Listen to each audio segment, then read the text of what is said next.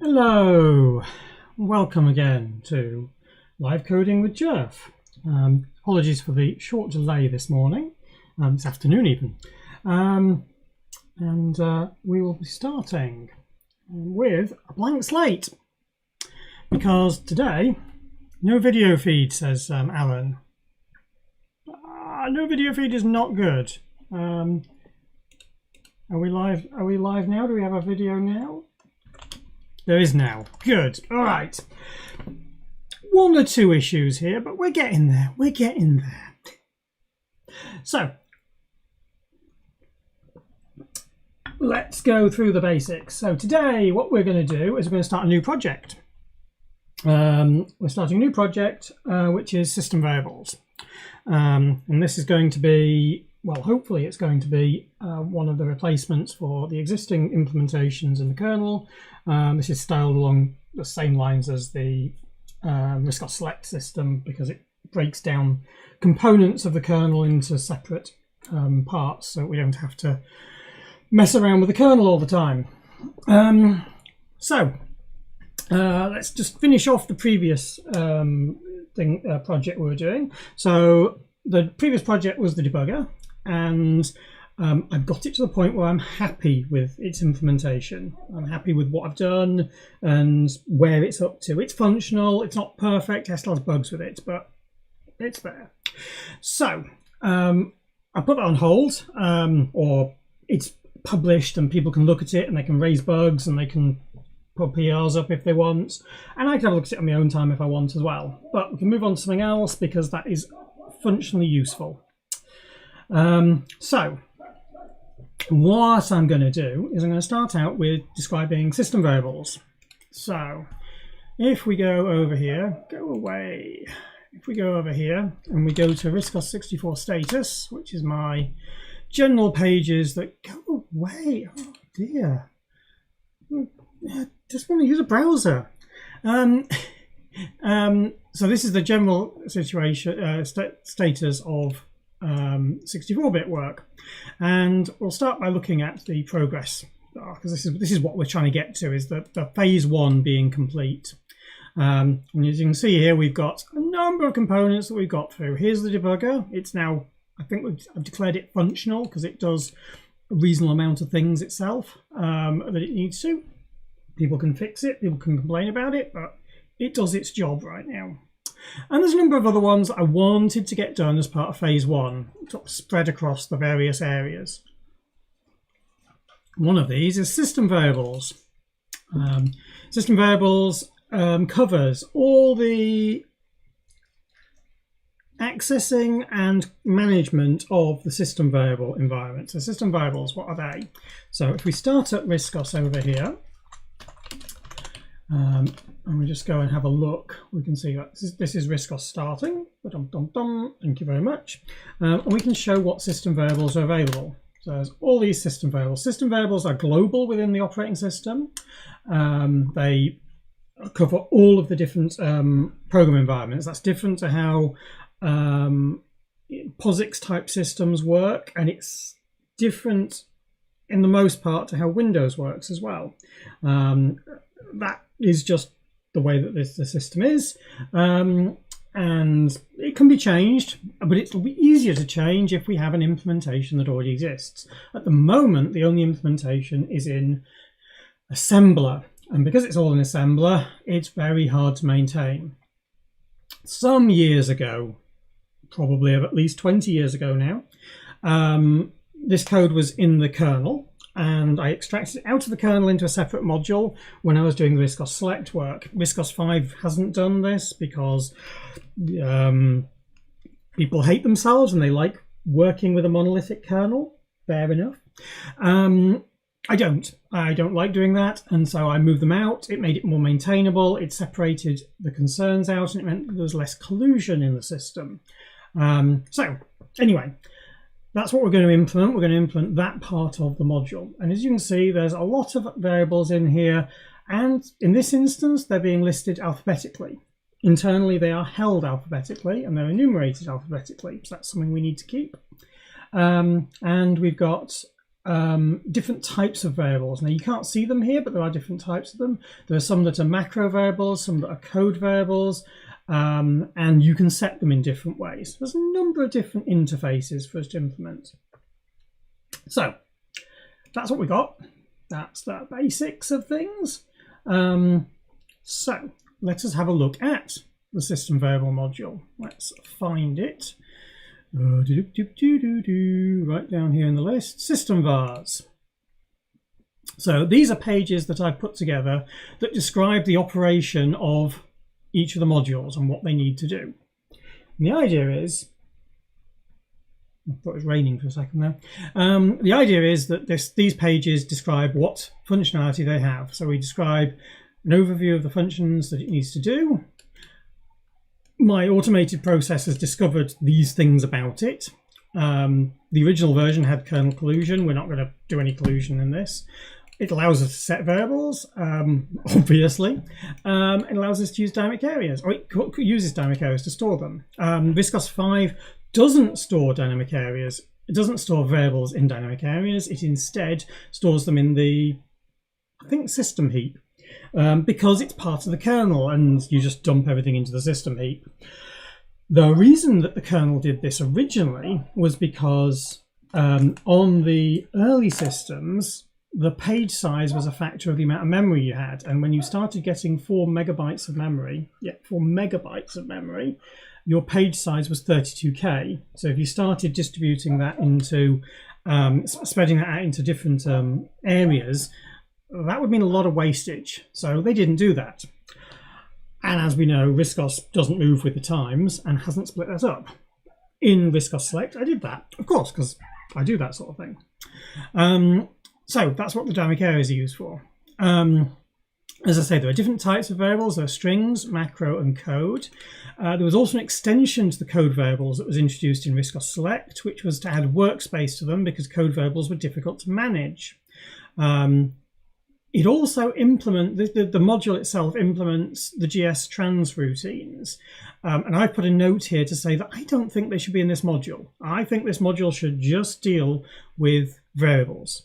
And if that's the case, then we will need to create a new module for GS trans operations.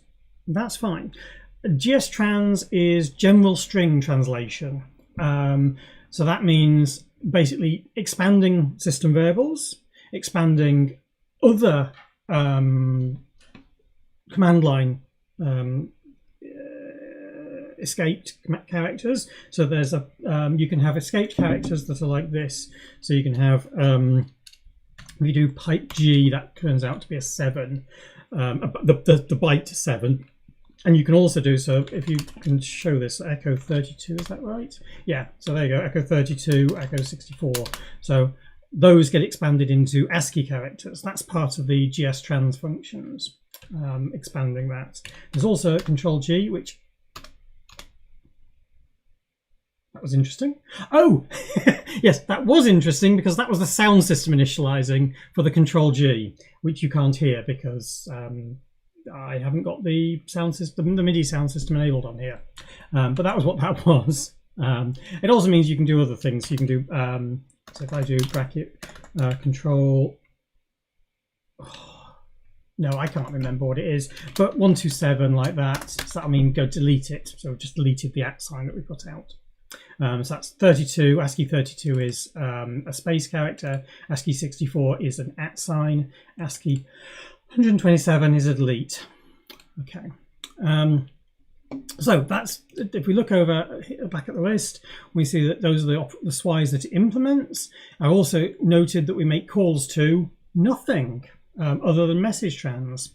Oh, at least no services, vectors, events, or web calls.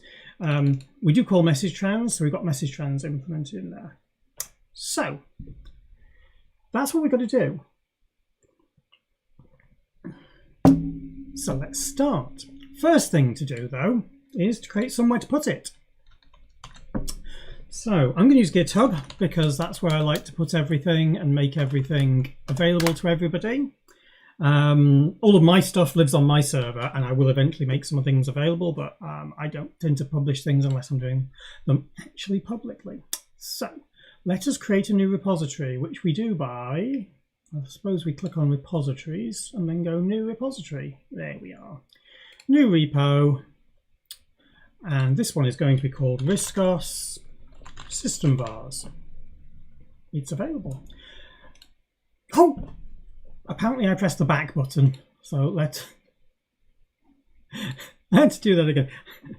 I've got the buttons on the mouse mapped to being left and back and forward. And that does have the slight stupid effect of doing that. SystemVars, let's try again.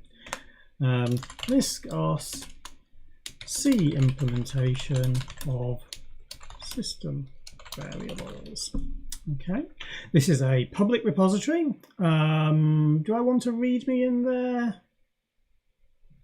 Let's not have a README, and I won't do an ignore or license because we will initially start out. Actually, whilst we're at it, let's put in a 2-clause. Was it 2-clause I used last time? I think it was. Riscos debugger C. That's what it's called. And the license is 3-clause license. I really don't care. 2-clause, 3-clause, it doesn't make a lot of odds to me. What's the difference between 2-clause and 3-clause? 3-clause is here. Let's just have a look at the licenses, shall we? Oh, you're not actually going to link me to them. BSD 2-clause. What's the difference? Here we are. Yeah, so we just lose the last one. So it allows people to say this uses this component, which always confusing. I don't really care, but I'm going to go with 3-clause because that's what I used before. And I can change that. It's not like it's a big deal. Once we get people contributing, it's a little bit harder to change, but generally not a problem. Okay, so let's create that repository. Ta-da, we have a repository with a license in it. So code which one do I use normally? It's the HTTP one, isn't it? I think I use the HTTP one normally.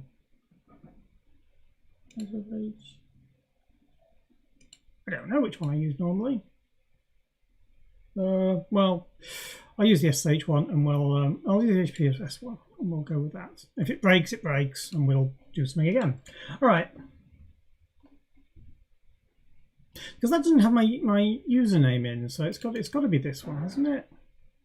Yeah, it's got to be this one. Surely. Right. So let's go and put this somewhere. Not Pyro. Projects. Riscos. SystemVars. Oh yeah, it doesn't exist yet.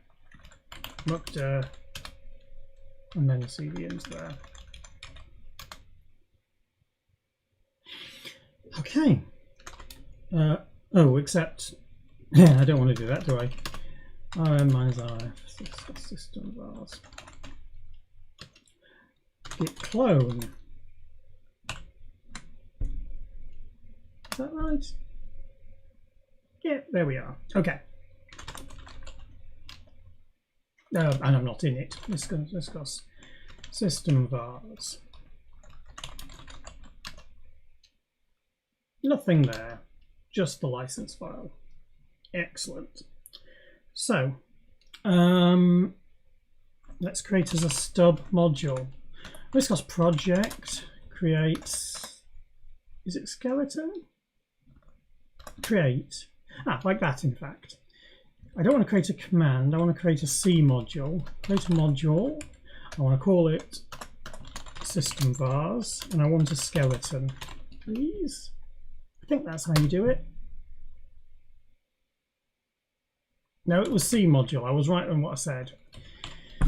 C module. There we go. We've now got some files. And if we have a look at those in the editor, let us go and do that. Subler dot. There we are. So we've got a basic module here, very simple module that just says module SystemVars initialized, module SystemVars dying.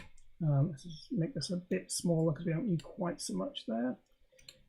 And come on, pick up. Oh, I don't know why it does this. I'm sure it's just to hate me. There we go. Right. And we've got a make file that will build it. So very, very simple.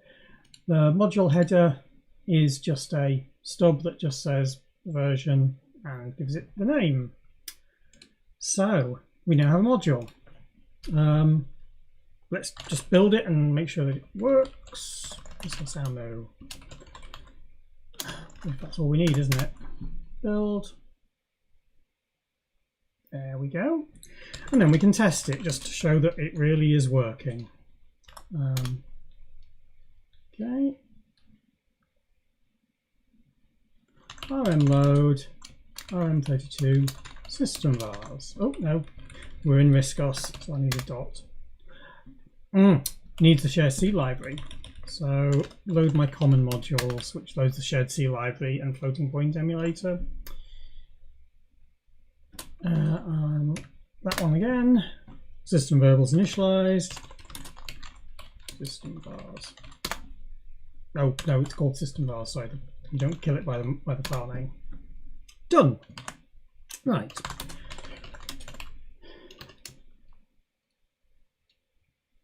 Oh, we need to add things before we can do that. So add the make file, add the C, CMHG, and version num files.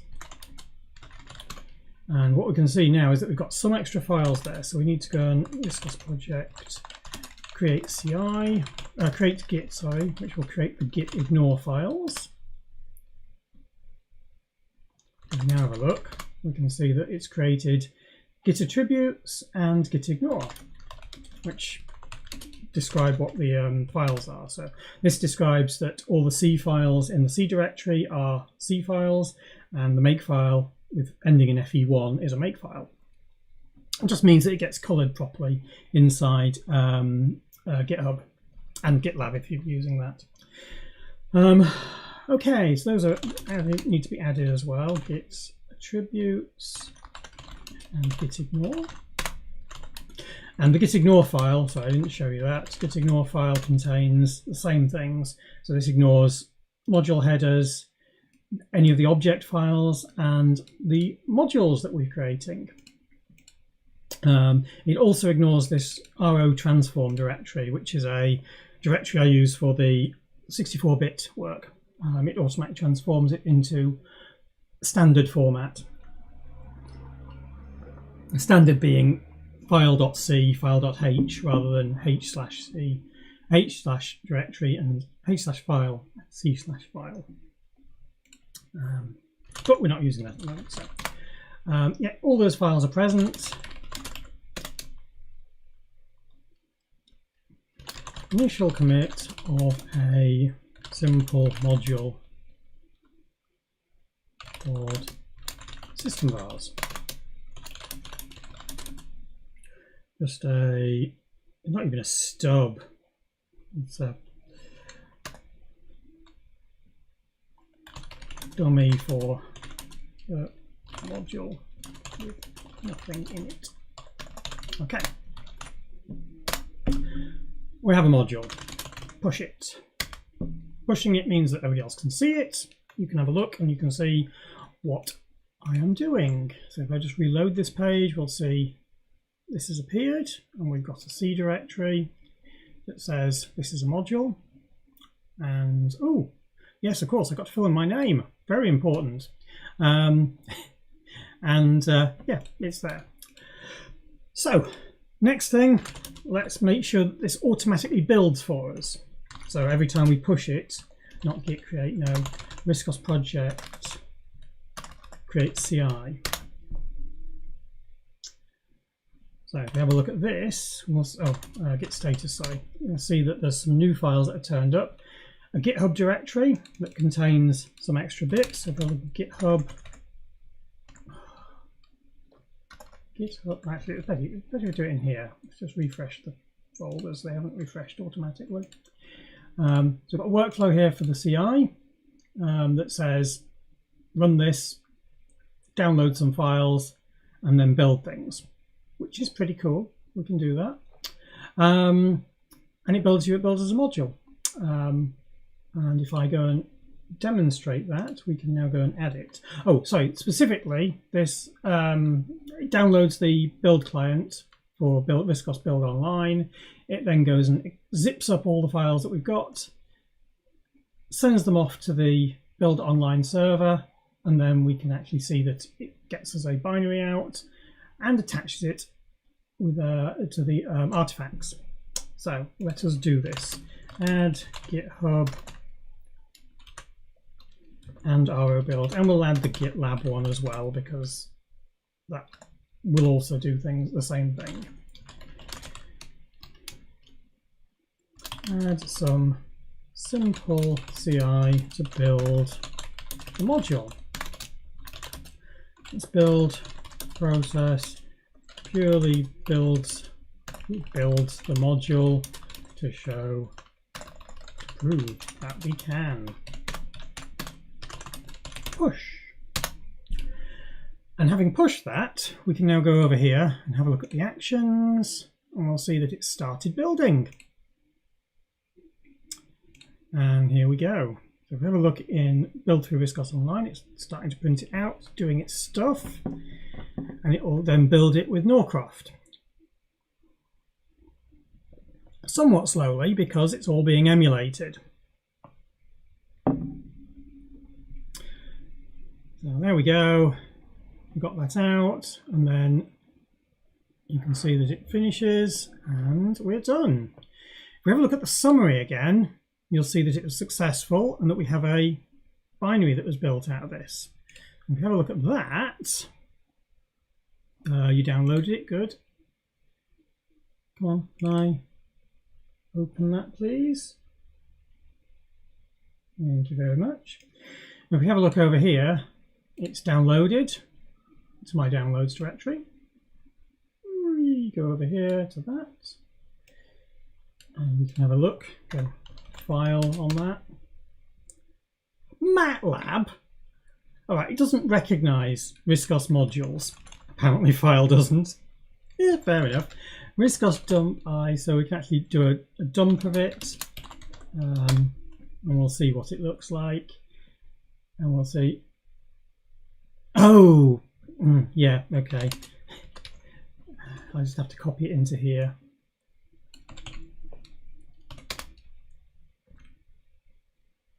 Hang on, what? Oh, yeah, that's right. And then we'll do it. Oh, no, that's not what I wanted.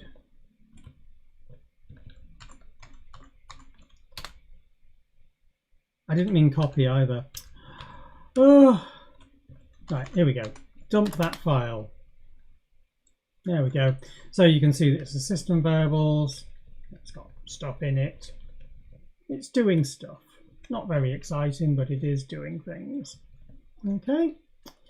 We can also just use less as well to do that. That'll show the same sort of effects. Ooh, less isn't working. Interesting. Oh, it's probably not working because it hasn't recognized it. So if I'd actually had it called SystemVars, FFA, it would probably recognize that. And I give it the right file name. There we go. Now it's recognized it and given us a nice dump of it this time because it's recognized what the type is. Okay. All of which is just to say build system works. One interesting thing here, so I've built this now, and you can see it took 26 seconds to run. If we go back over here and we change the Viscos build file, I can change this to be host amu instead. So rather than running amu on, so I'd like to commit that, commit it, switch the CI build to use host amu. This should run faster. So host amu is the Acorn Make utility, AMU, which is just a make tool, instead of running it on the emulated system, it runs it on the host system. So it gets sent there, and this takes a total of 6 seconds just to run on there. So it accelerates the build one heck of a lot. And the reason it does that is because it's not having to emulate all of the command, it's actually running it on the host system, the build service itself. And if you remember from my doing the builds of RISC-OS Debugger, you'll remember how much I cursed the speed of the builds and how they took a long time. That was largely because I hadn't quite got that feature finished, and so now it's finished and it should work. And if it fails for any reason, we just switch back to using AMU rather than host AMU, and all will be good. So, he says, we need to start implementing something because it's already been half an hour, and all we've done is just got a stub module. Not very exciting. So let us start doing something. What should we start with? We'll start with what a system variable is. So variables. Right. Oh, not a function. I want to define a variables, management of variables. And the date today is 21st September 2005. Okay. Do some includes, studints, and probably stud rule. I think that's probably what we might need some. Oh, we won't want strings. We will want strings, but differently. Yeah, we'll see what we do. We'll see what happens. So let's start out with what a system variable is. So a system variable has a number of properties. So what we're going to do is we're going to define those properties here. So sysvar t, define a type that describes them. So the first type, the first thing that a system variable has is, what is it? It's the name. It's the name, yes. So we've got a name. So I think Charles star name, and it also has a value. Void star. Yeah, we'll have a void star. Oh, uint 8 t star, because the value is just opaque byte data, really, isn't it? Yeah, we'll call it uint 8, because that's a string as in like a regular string, and this is a value as in some data, and it could even be a code pointer. It also has a length, so the length of it wants to be defined as length. And actually the length, let's make it a uint 32, because we actually don't want it to be a full 64-bit value when we're running in 64-bit systems, because that doesn't make a lot of sense. Yeah, it'll look okay. So we've got a name, we've got a value, and we've got a length. Now also there's a variable type. So for the variable type, let us have a look at that. So if we do RISC-OS PRM os set var val, this is the actual call that we're using, and I'll just get the URL of that. Here we go. Dump that in here. So os set var val. Here we are. Here's the variable types. They have a number of different types in them. I'm currently, my PRM references always go to this because it's the only one that's published. Ages ago, we started doing the PRMs. Alan and I were working on this, and years before this, Andrew and I. And even before that, Dave and I. Mostly Dave. And there's a RISC-OS PRM version that we haven't yet got round to publishing. And it's a little incomplete. And we just, it's not stalled, it's just I haven't got around to like getting that done with all the other things that are going on. So we should really do that, and then I can switch over to using that as the master copy, but I haven't done that yet. Anyway, right now Yep, name check for Alan. And for Dave as well. Anyway, yeah, so there's a number of these different types. Some of which you can use while setting it, and some of which are sticky, essentially. So it's string, macro, and code are the only ones that are sticky. Sticky is probably not the right word, but see, Dave's fixed all these, and they're not fixed elsewhere. Just need to get that sorted. Anyway, excuse me. So let us define a type for that, since we've got types for them. And I believe I've already got these defined in Riscos Pyromaniac, so I'm going to steal them from there. And the easiest way for me to steal them is to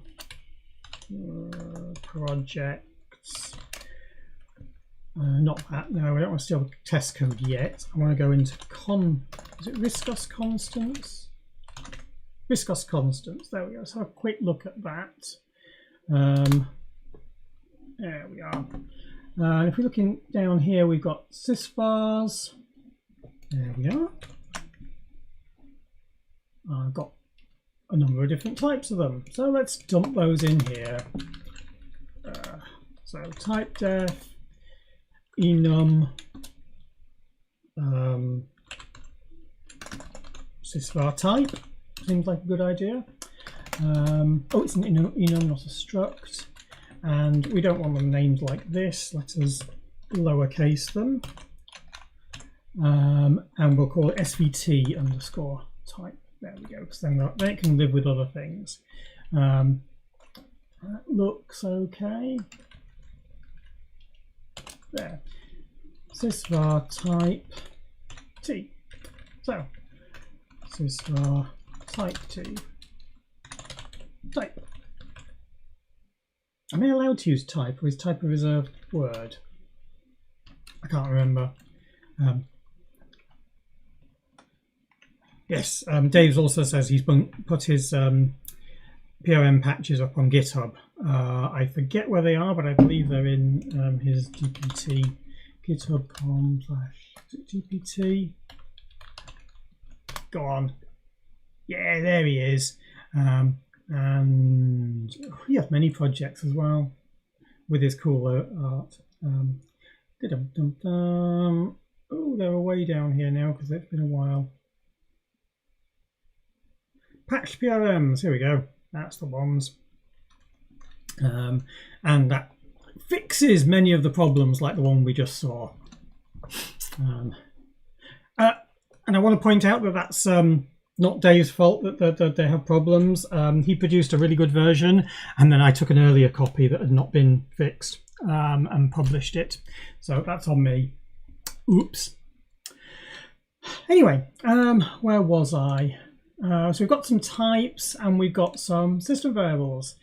Cool. All right, so let us create some code, shall we? Sysvar create. So one of the things about system variables is that system variables take a number of parameters. They can also use wildcards and the like, and the variable values. So there's going to be two different types of functions. There's going to be a create, a write, and a well, four, I suppose. There's create, update,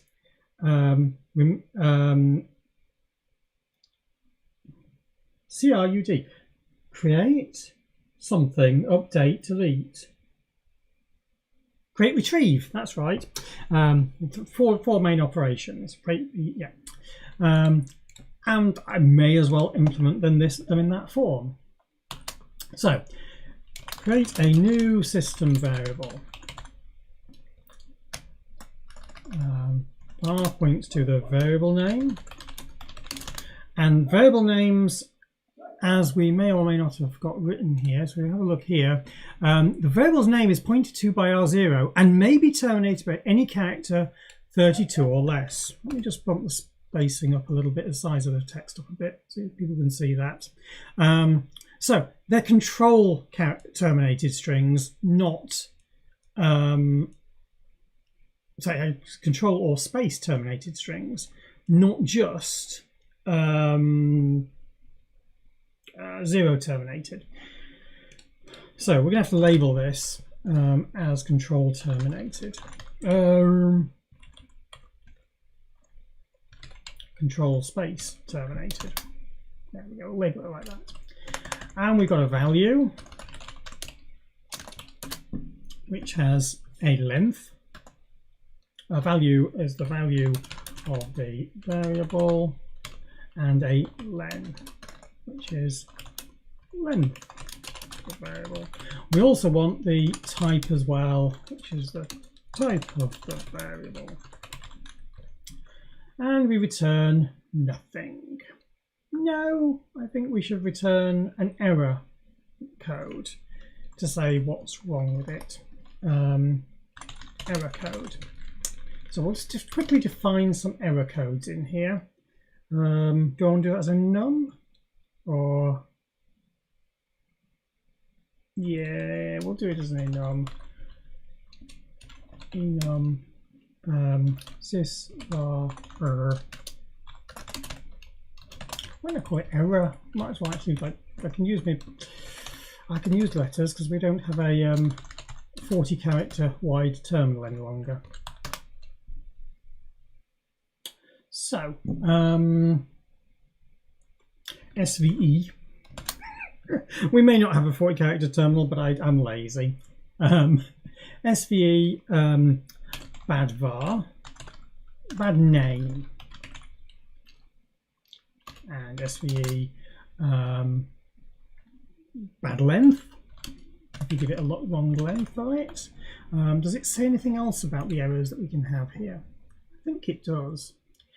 Bad name, bad string, GS trousers on it. Ooh, that's interesting. And expression evaluated, variable not found. That's for update and delete. No room.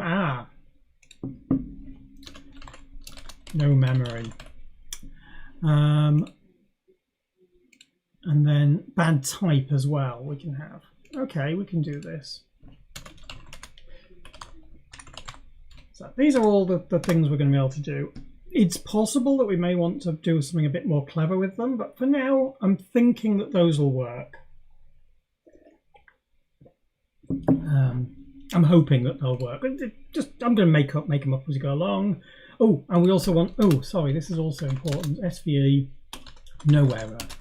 That should be there as well, because I don't want us to not be able to return success. Or should I call it success? Or okay. Let's call it okay.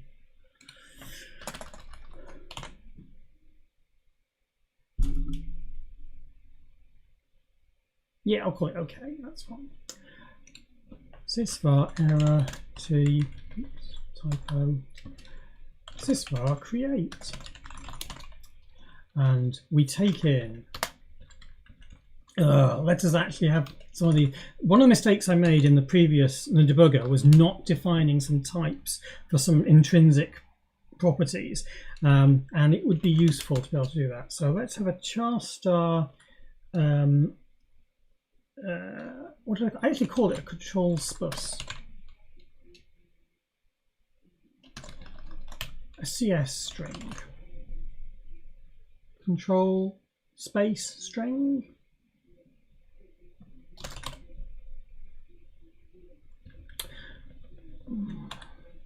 Let's see how I feel about that. I mean, we can always global search and replace it later.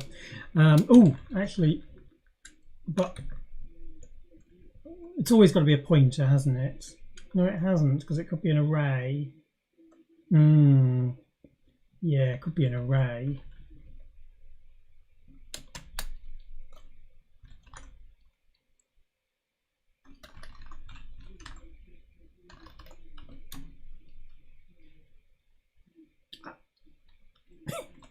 Dave suggested SVE affirmatory. Like that just. And the negatory, I suppose, would be the other one for the other side of it. So yes, the value is not a And if we're going to do that, I should describe things.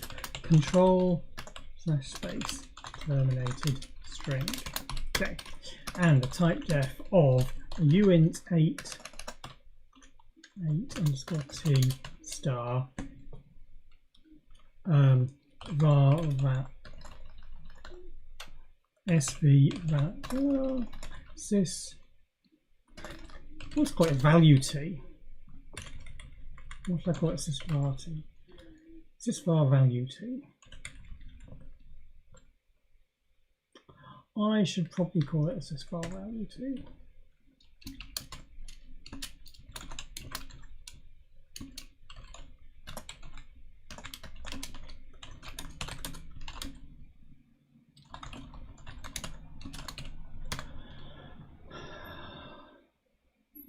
Actually, should I bundle the the value and its length together? Is there any time you'd want to have them separately? Because here, I mean, these should really go up there, shouldn't they? So I move these up here as intrinsic types that we're going to be using. And then I say this one here is going to be a actually, no, this one is going to be a char star because I'm going to zero terminate it by the time we get it into the library, because then we can use the better routines for that.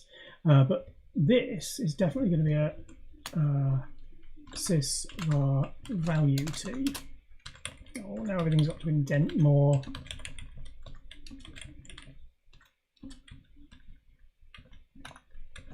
Because I could make that value and length go together. Is that a good idea?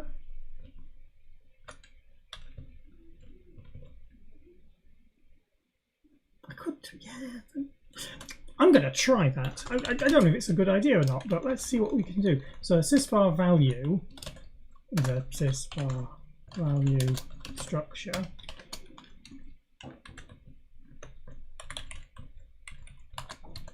Consists of uint 8 underscore t star value and an int len. Actually, uint 32 I said, didn't I? Uint 32t.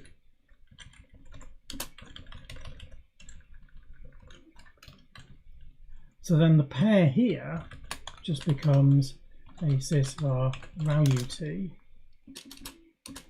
value. Is that good or bad? I don't know. Because then I could pass in the value already initialized.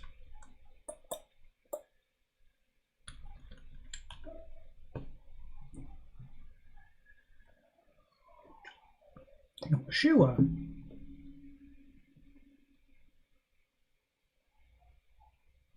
No, let's keep this interface here close to the Riscos interface, not hugely, but close to it. So then I can pass in a uint 8 underscore t star value, and we'll call that data, and then we'll call this uint 32t len. Oh, data len even. And then need to update this, don't I?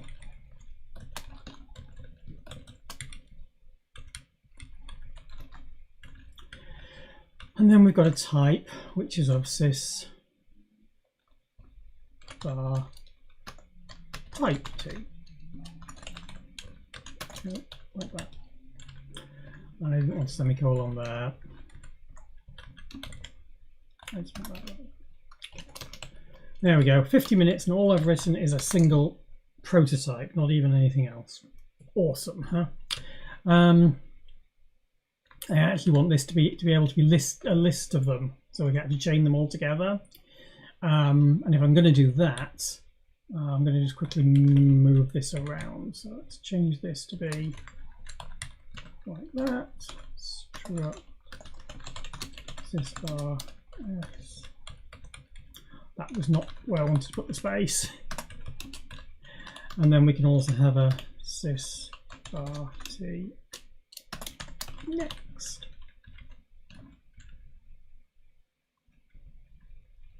Oops, I've missed a semicolon there, haven't I? Right, and then we're going to need a list of it as well. So sysvar underscore t star var list.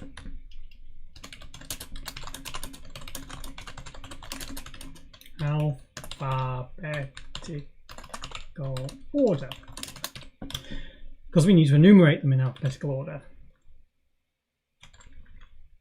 It's not documented that that's the case, but it's highly expected by all the interfaces. Unlike the file interfaces that never defined it and people kind of assume it, but know that they shouldn't, the system variables, people pretty much do assume it, so we're going to have to do that. So, first thing we need to do is create a structure for this. So let's do a sysvar t, the variable, and then quite sysvar, can't we? Malloc bracket size of star sysvar.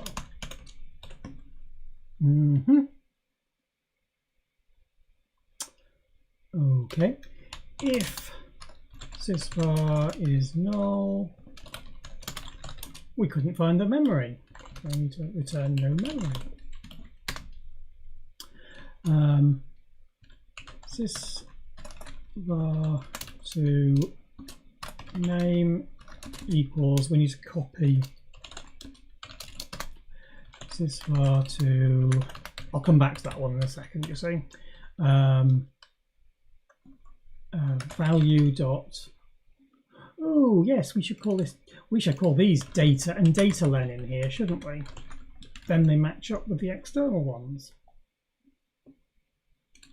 Data equals data, sysvar to value dot data len equals data. Ah, no, it's not. No, it's not. No, this is a copy of the data.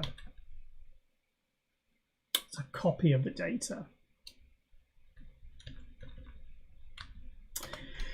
And sysvar, what was the next one? Type equals type. Now we may have to manipulate the types because we may have to do things with them, but let's be okay. So what do we need to do? We need to check the variable name,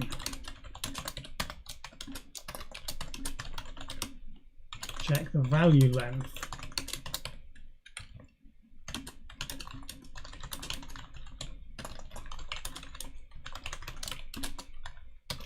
I think we probably should restrict the length, but let's just think on that, and check the type is acceptable.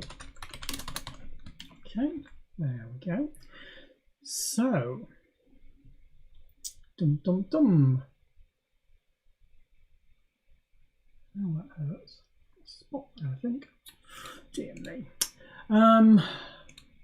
So we also need to copy the data and the string as well. So in order to copy this string, I want to copy it to a zero terminated string. So I basically want a CS string duplicate. So let's write a simple cstra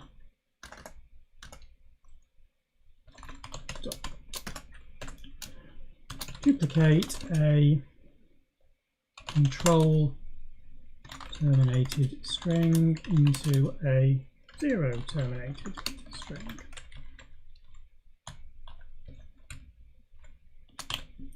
Oops, CS points to the string to copy. New string pointer or null if failed. What's that error? What's it saying's wrong here? Binary operator doesn't have two operands. It's probably because I haven't saved the file, isn't it? It's got me an odd comment. New valid. Oh, this is garbage. That's why. CS strids up CS, and this one here wants to be just a malloc. I could say copy data, I suppose, couldn't I? No, I do malloc of data len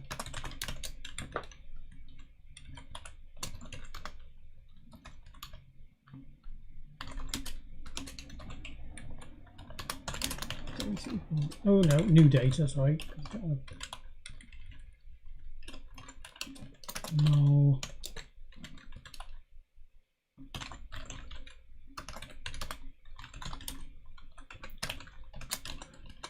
You'll notice that I am causing a memory leak here. And hopefully, what should happen in a moment. Are you checking this at all? I don't think it's checking code. Let's just do a and we probably also want to include a string as well. Okay, so, there we go. Now it's starting to complain about things. Not sure what it's complaining about, but this one says memory leak, thank you. So it put it in the wrong place because I think I saved it at the wrong time. You doing it now? It's not updated. Oh, that's a little weird, that. Linter. It hasn't, it's identified it as not modified. So here we want to do a free of sysvar to name and then free of sysvar.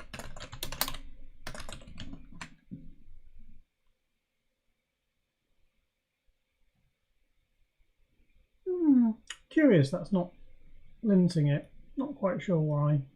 Not going to worry. Nope, now it's doing it. It's taking a while for that. I don't know what's going on there. I think that's saying memory leak. Yeah, there's another memory leak there. We've also got a not unchecked variable here. So sysvar to name.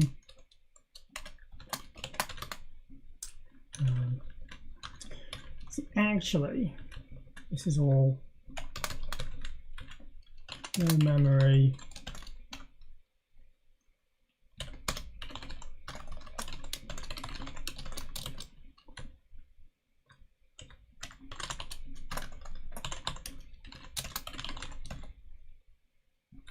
Backwards.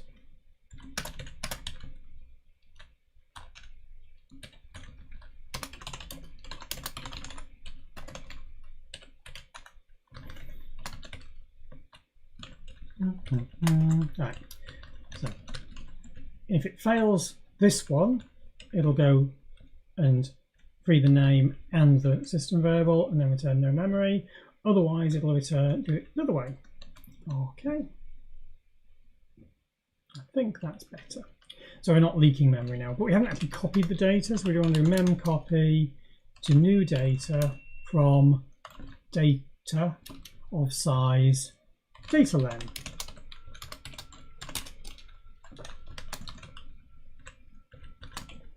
Oops, not that.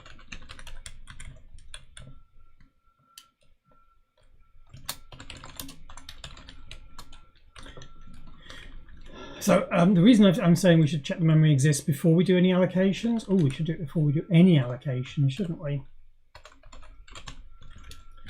So we should probably do all of these up here. Oh, and that should probably be no, go to no memory 0.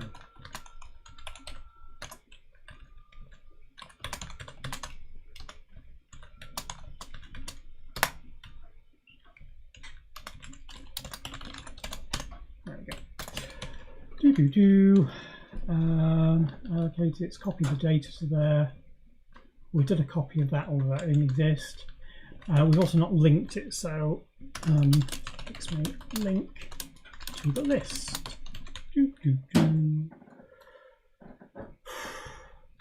All this is very tedious, but maybe I should have imported a library that does a bunch of the handling of lists and things, but then I'd spend time on that. I don't know, maybe I should have done. Regardless, it's not a terrible thing to be writing these things by hand anyway. CS string.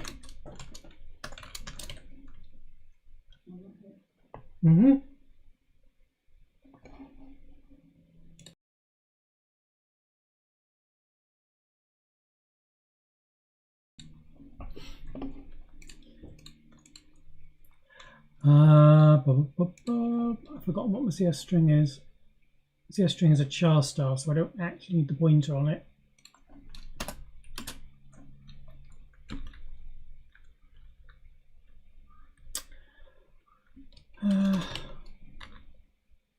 See, that just feels weird that it's a CS string like that. I don't know. Yeah, I'll see how I feel. I'm just trying these things out and seeing how it goes as I go through it. So this wants to duplicate a control terminated string. So firstly, we need to know the length. We need to know the length. The easiest way to know the length is to call CS strulen on the string. I think that's a pretty reasonable idea. Oops, that doesn't want to be a semicolon. Ooh, stood up. I can't spell either.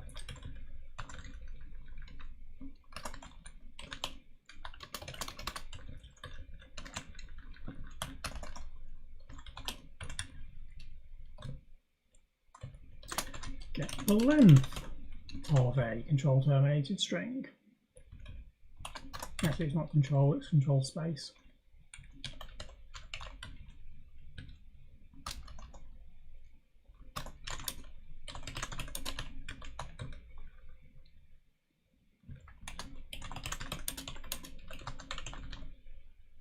In bytes, not characters, because we don't know what encoding it's in.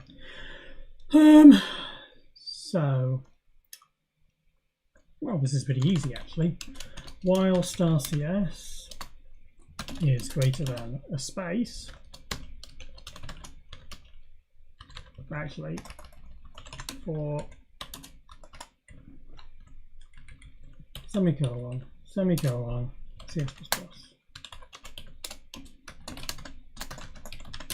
All in the loop.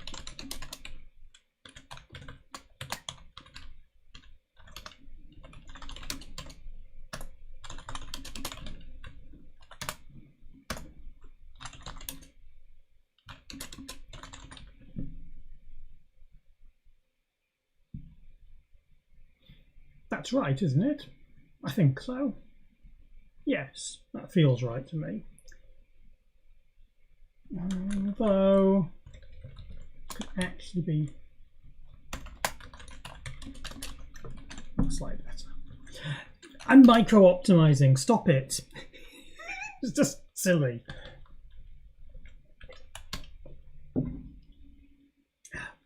Not a big deal. There are actually other ways I could do this. I could actually use CSPAN and then have a string that contains all of the control characters that we want to terminate on, and then use that to find the end of it. And that'd be a standard function, and it could take advantage of certain features. But I haven't done that. Just CSPAN is actually quite inefficient on some systems.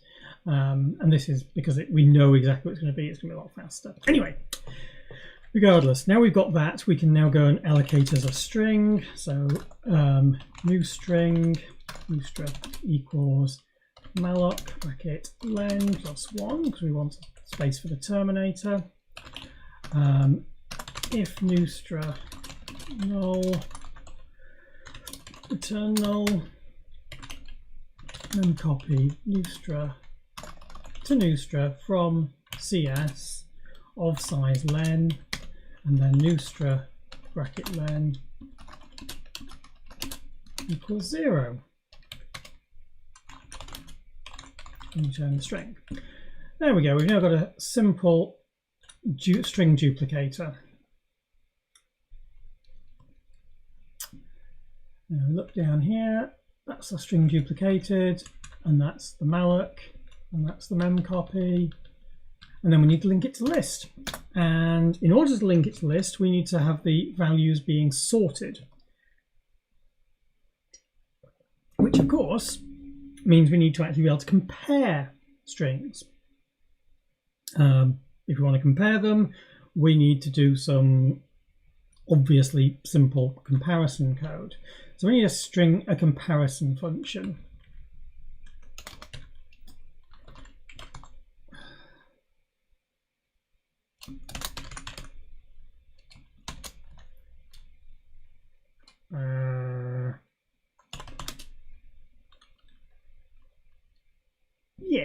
think this is good. So sysvar, probably match name is better name. Description of the function. Perform a comparison on the names supplied. Okay.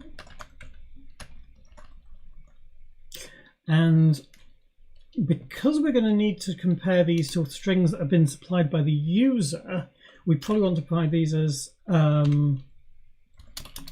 CS strings. So CS points to first string, CS string.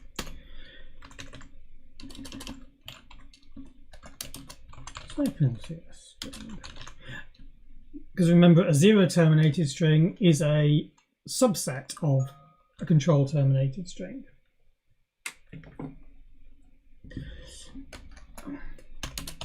Matches.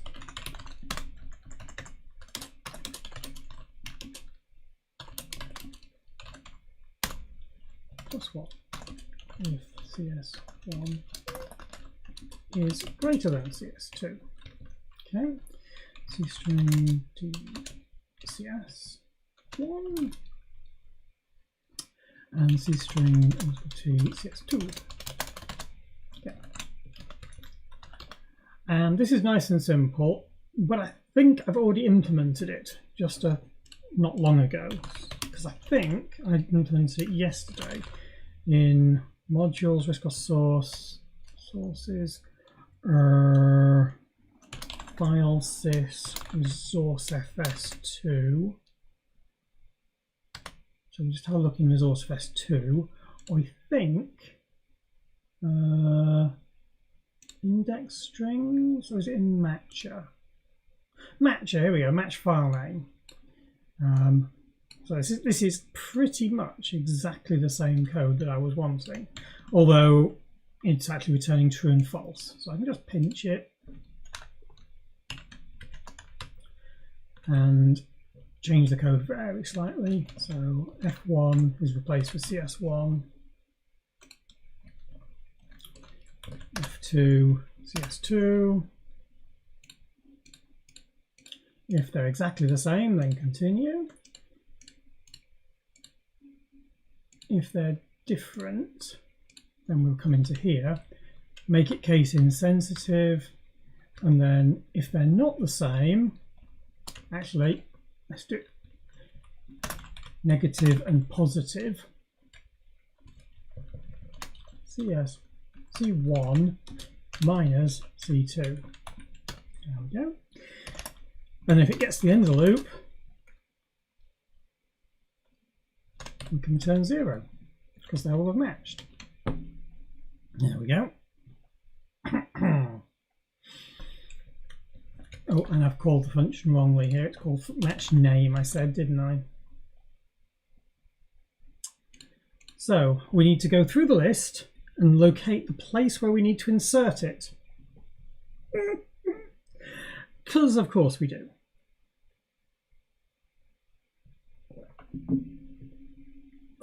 Right.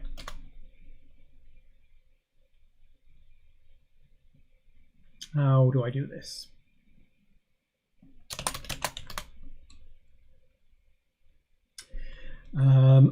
What's the list called? What did I call the list? I called it var list, a completely suitable name. So sysvar underscore t star current pointer, and we need where the previous pointer was. So sysvar underscore t star last. Okay. So in order to insert it into the list, we need to find a value which is after us so that we can add it to the list. So let's do that. For cur equals current list is SystemVars. Whilst we've got a current value, and well, if we've got a current value, and to move on to the next, we do cur equals cur to next, and last equals cur. Right. If current value, I'll do sysvar, match the name,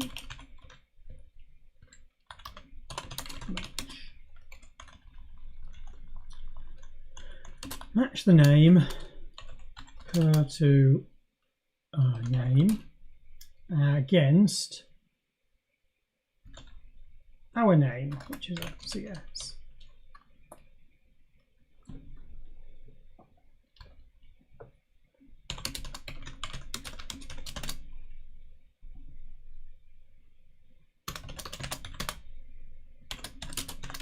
The variable already exists.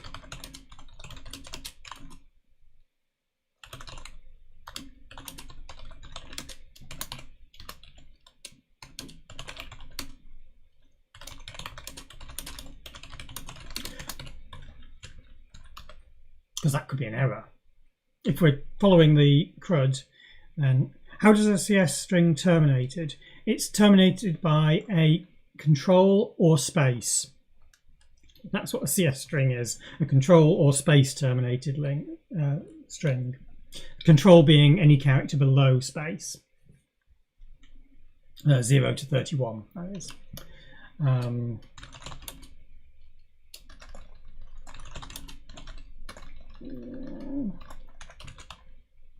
I'll just break at that point because I need to work out what we need to do with that. Because if we're doing purely CRUD operations, then this, you've called the wrong function if you do that, and we need to fail it.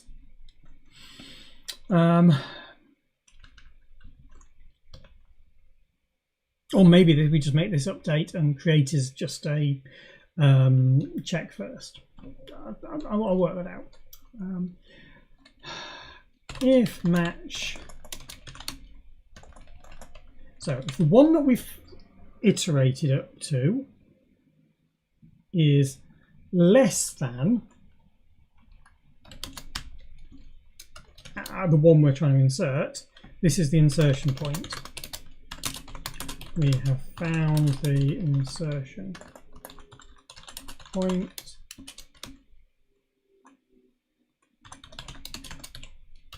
Break. There we go.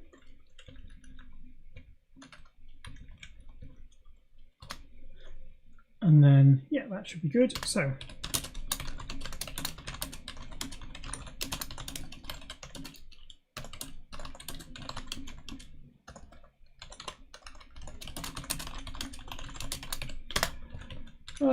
so very lazy this. There's many ways this could be done. This could be done by a binary tree, could be done by other things. I am intentionally not making this code efficient right now in terms of the search. I'm going to make it work, and then we're going to add some more code to make it more efficient later. And somebody else could rewrite it, of course, if they wish to. Right, so last entry. So last to next equals cur to next equal. Oh no, that's wrong. Last to next equals sysvar.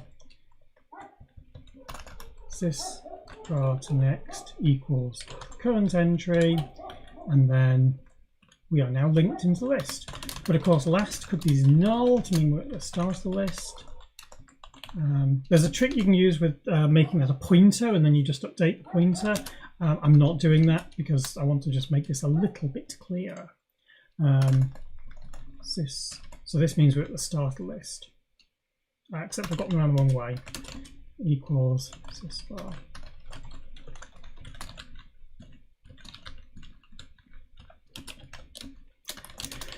This was the head of the list.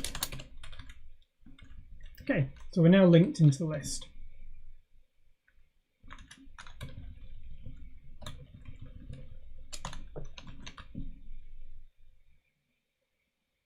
All right.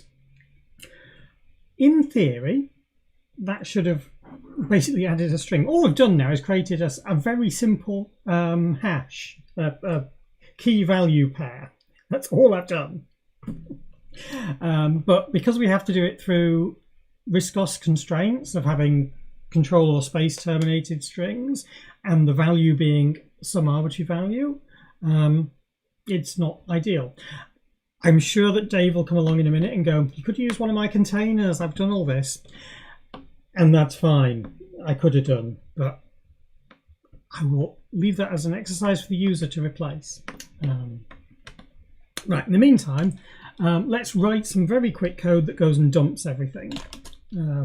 So SystemVars dump. It's going to list all of the variables we've got registered. Like that, SystemVars dump.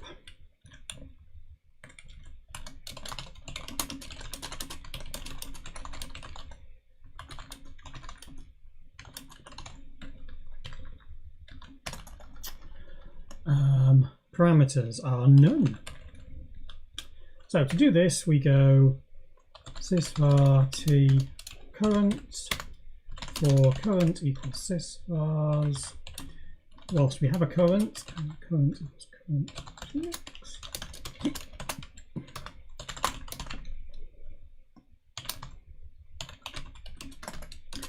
Variable, and we're going to give the variables a bit of space here. Type I, length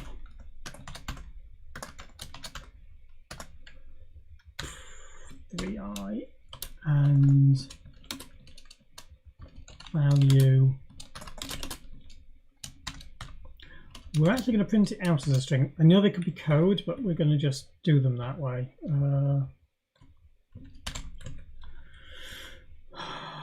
Yeah, that looks good. So we end up with current to name, because they've already zero terminated in here now. We have the type. Actually, I'll put these down here, it'll be easier.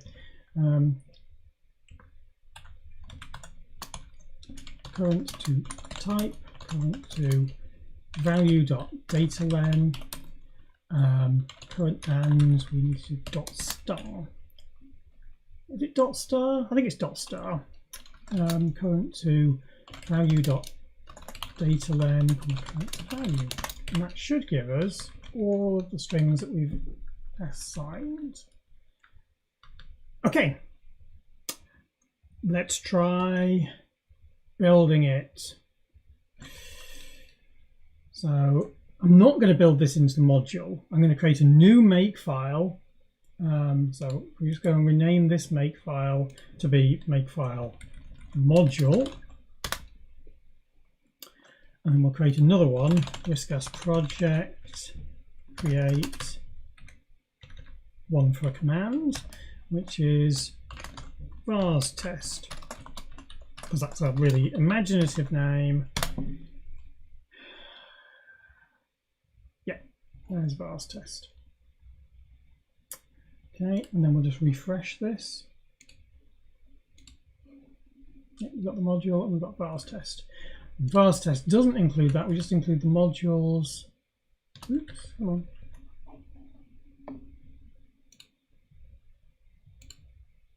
Thank you, that's what I wanted. Vars test. Includes variables and o dots vars test. Again, imaginative name.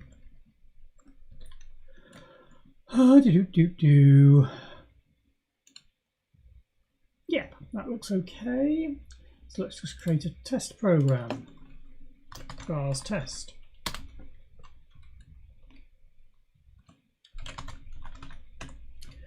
Very simple test that the variables can register. Date today, 21st of September 2025. Oh. Include studio,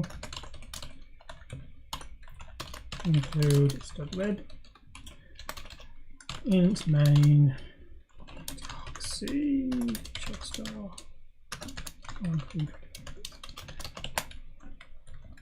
and we also want to include the variables header, which we haven't created yet. So let's create a variables header. New file, variables. I put it in the wrong place. Move in the header directory. Meh, minor thing. Come on, have you done it? Oh, you're being a little slow today. Come on, change my name.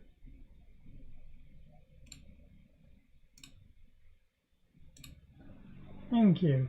No? Failed. Blur. I think that just took a while. I think the reason this is taking a long time is that I've got a silly number of no, that's wrong still. Don't save that. This one here, please. Yeah. I think it's because I've got a silly number of files open on my machine, and it's hit the limit of number of files it can monitor at once. Variables.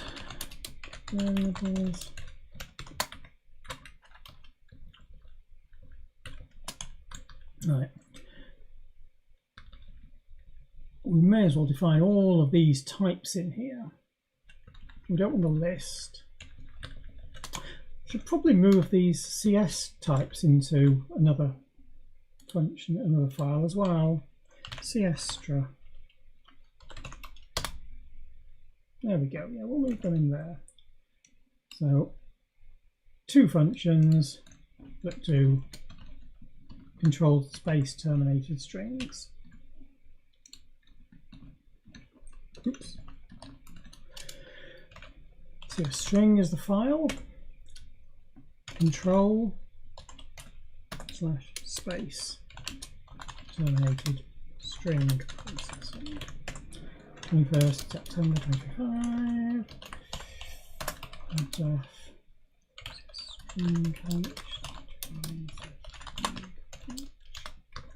Oh, I need to move the CS string type into there as well, which also means I need to do include of CS string.h from the variables file.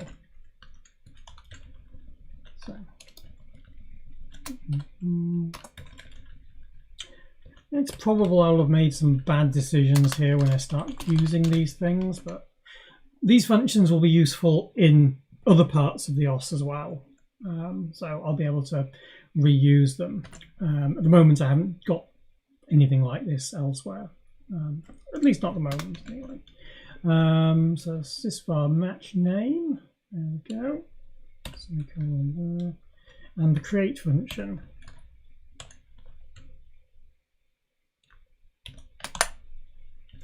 Prototypes done for those, and for the dump file. There we go. We go back into variables here. I can now get rid of all of these types, so include cs string.h, and that gets rid of that one, and then include variables.h, gets rid of all of these, all the way down to there. Okay, and now in here, if we include variables.h, I can do, I've forgotten how to use it, this thing and this thing.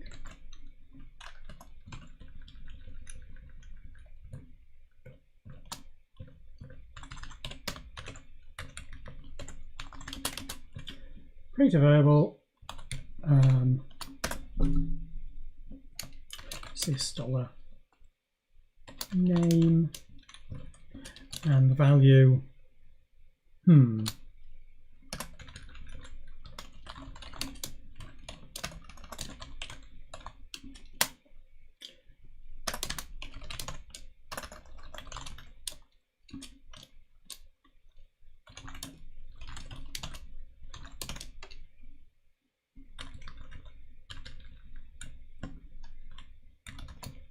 This is a little bit lazy, but I'm sure I'll do worse in the future. Sys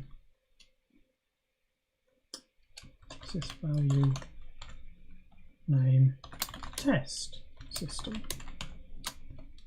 And then the data type is going to be, oh, what was my types called? Oh, they're in the other one, aren't they? Yeah. SVT string.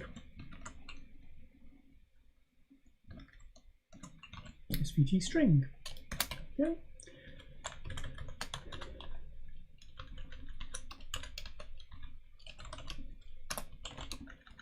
Oh, and my fingers are just going funny at the minute. Right.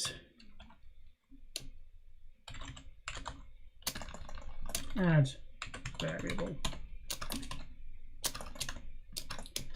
Name value. And that's going to do this, followed by if error failed to create variable s error equals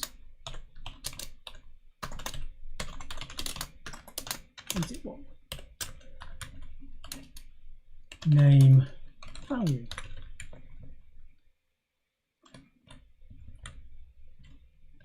Name value. Those should actually have brackets around them to make them safe. Bum, bum, bum, bum, bum, bum. Yep.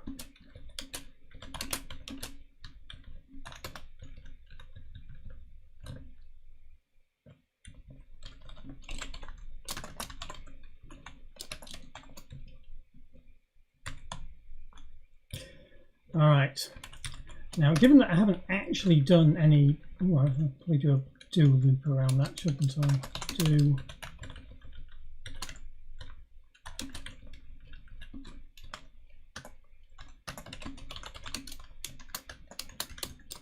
there we go. Since we haven't done any actual testing on this, I think it's going to be quite likely that something will go wrong at this point. So we'll see what happens. As you know, this is all a bit of fun just to see what we can do out of it. So discuss ammo. Lost Mortal says how to do this. I'm not sure what you were asking there, so sorry, I don't know what you were meaning. Make file, run it, build it. That's a few errors. Okay, let's see if we can build it with the build system. Ooh. Find me an error. Oh, yeah, I didn't put a dash underscore T on the end of that. And same for the one below it.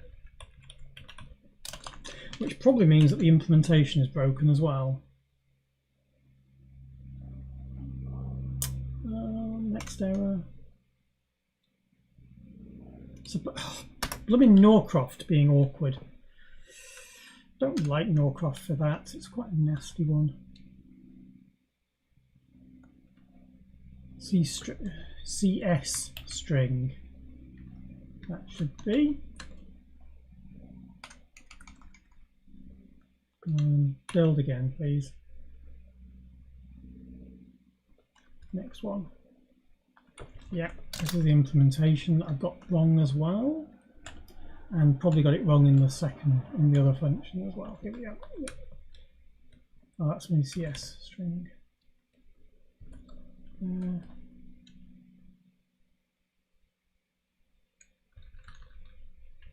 Hang on, those functions should have been moved because they're now in the CS string file. Did I move them in there? No, I didn't even do that. Ooh, whoops. That's silly. We don't have a CS string file. There we go. Cut those out. And then we'll create the CS string new file CS string here.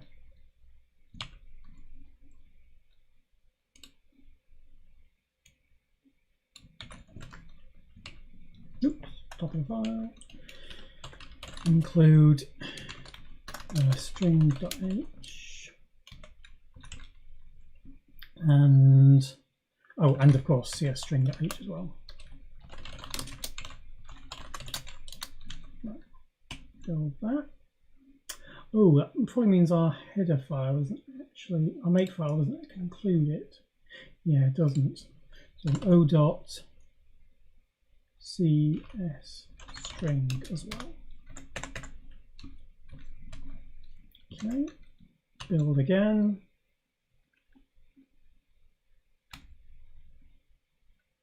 Undeclared name. Oh, I didn't declare that one. So uint8 underscore t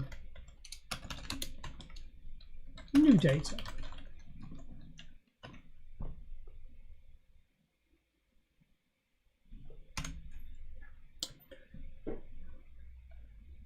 It's not called SystemVars. What is it called then? It's called var list. I think I've called it SystemVars everywhere, so I'm going to change that to SystemVars.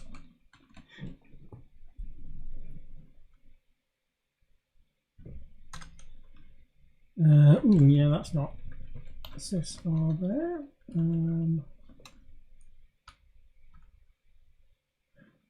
Oh, we haven't declared studio.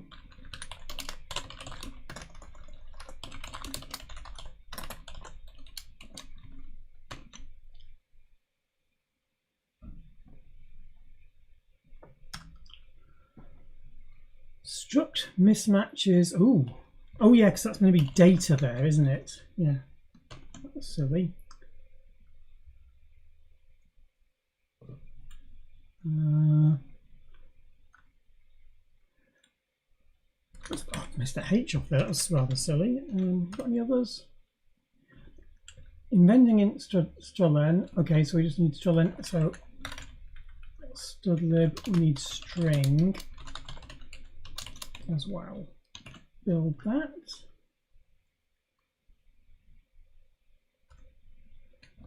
Implicit cast of pointer to non-equal pointer. Actual type pointer mismatches format %i. Oh, yeah, because that's not going to be, that's going to be error there.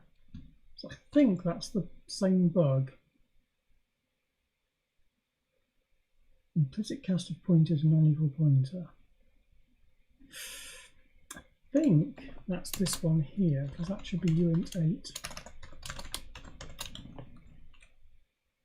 I think. Let's just see if that fixes it.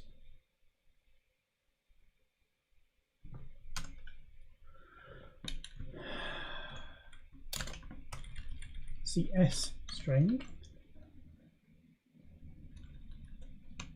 Build that again. Done it down here as well.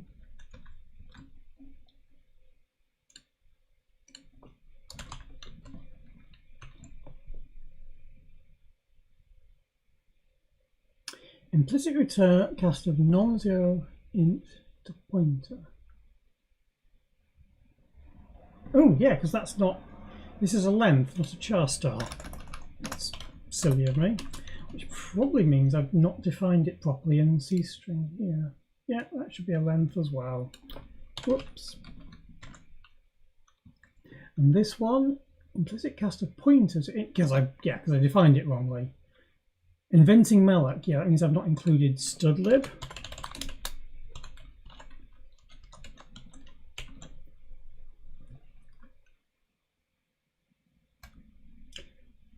Type disagreement. Didn't I just fix that? Oh, I've still got it as an int star. Whoops. Build again. Successful! Woohoo! Okay. Command AF32 dot vars test. Let's see it crash now.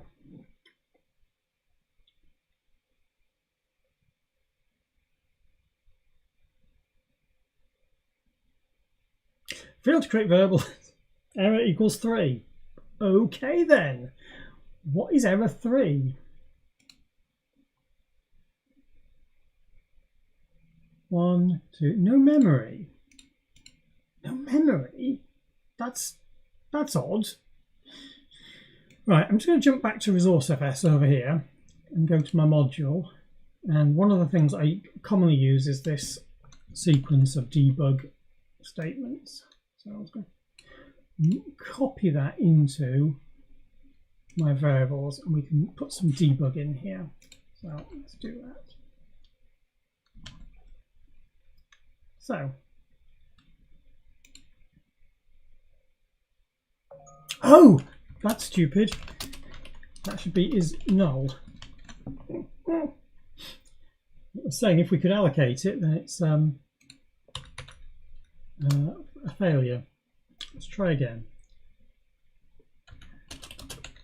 And yeah, common. Not testing message trends anymore. We're testing AFK2.vars test.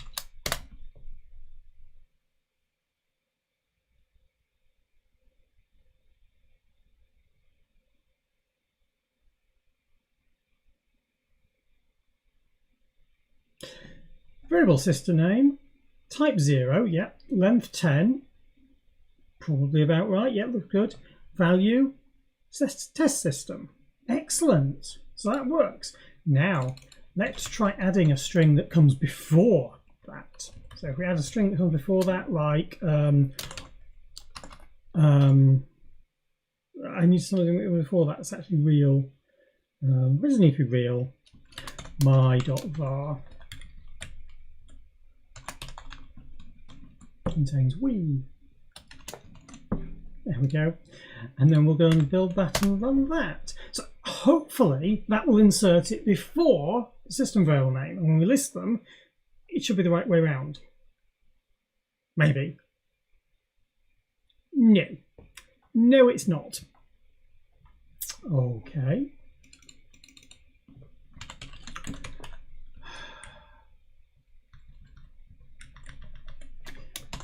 OS version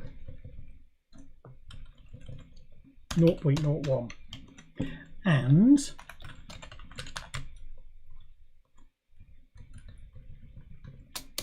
zoom. Yes. Right, so that one, OS version, should appear between M and S, and zoom should appear at the end. So this should tell me whether I've got my conditions back to front or whether it just doesn't work.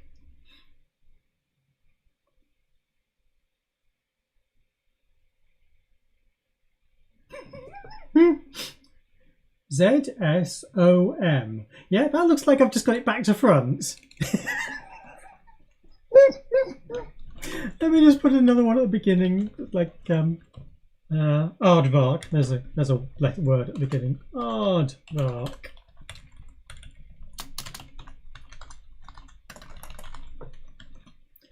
Okay.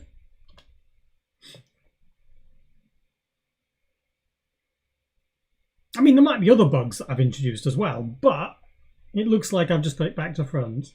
Yep, I've got it back to front. So, in theory, a lot of things are here. I'm going to say, in theory, if I just swap this less than to a greater than, I think that should fix it.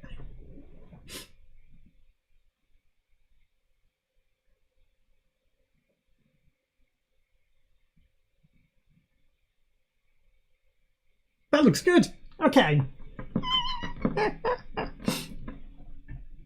So, important thing here is it builds, which I'm quite pleased at. What we can do though is we can now add this to the build thing here. So if we look at this, I've got to change this. So make file module. This builds the module. I'll print out a message echo build the module.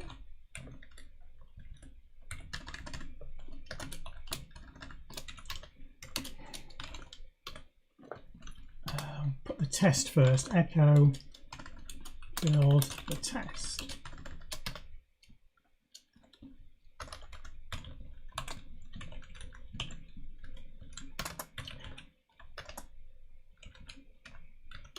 could do it, it'd be clever, couldn't I? I could do this as alias ammo is post ammo,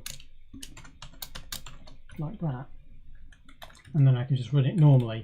And if I need to switch back, I just go and comment out that alias line. Makefile there. Run the test.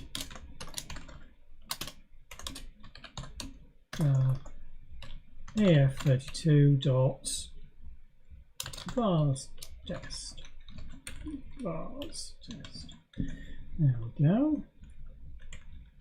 And then we'll print out a nice message at the end just saying success.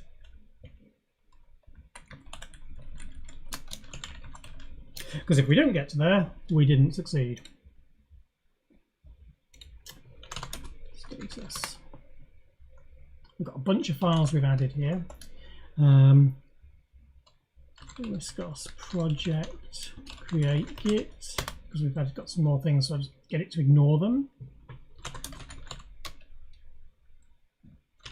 Right, add makefile module and C and H.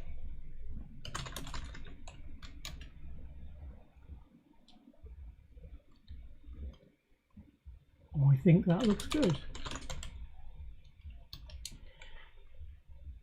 Right, add a simple variable assignment and test.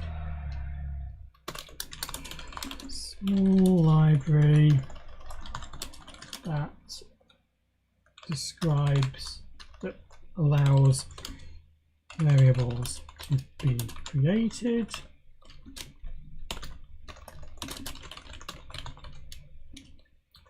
You can dump the results. The variables are sorted. Oops, sorted in alphabetical order, and we have a small test that prints out. The test does not check the order of the results yet. Okay.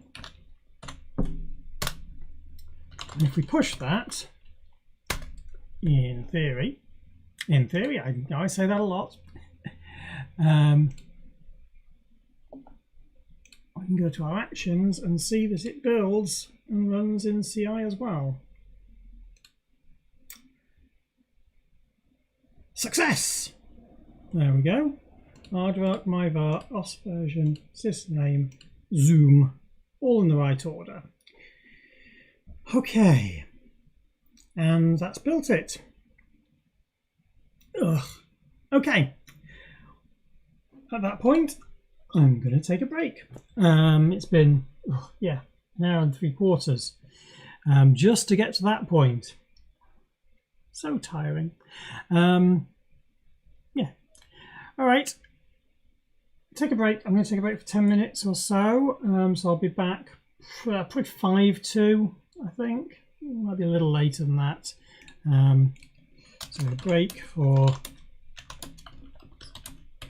around, I'll call it 3 o'clock, 3 p.m. All right. See you in a mo.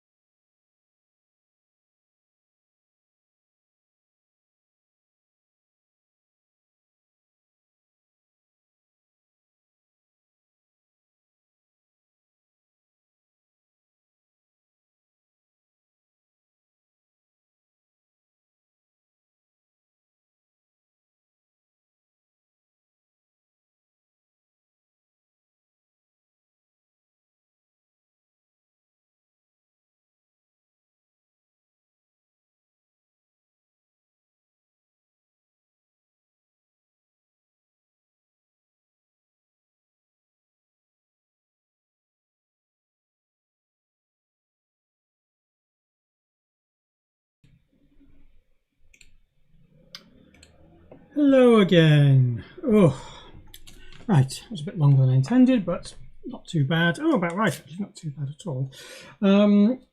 Okay, so give my glasses a clean, they're a bit mucky.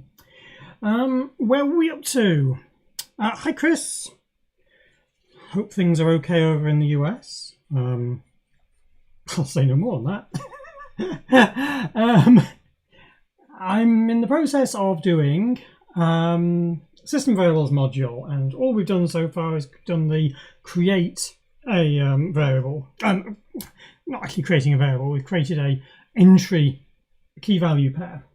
So we can add them to a list and they appear, which is pretty good. I mean, that's a step in the right direction. How's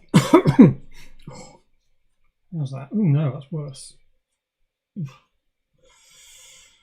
Smeared that a bit. All right. I can see again. I should clean the monitor more often as well, actually. The laptop gets fingerprints over it when I'm pointing things out to people, or to myself for that matter, since mostly it's just me here. Right, we're good. Mostly good.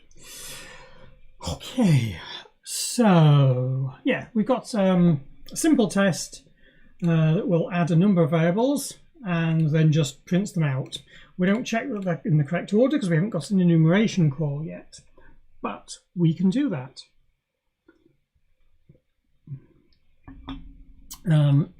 Yeah, so that's what where we're up to right now. So I've done the create only for a simple variable. So all we're doing now is just creating a really boring string variable, nothing special.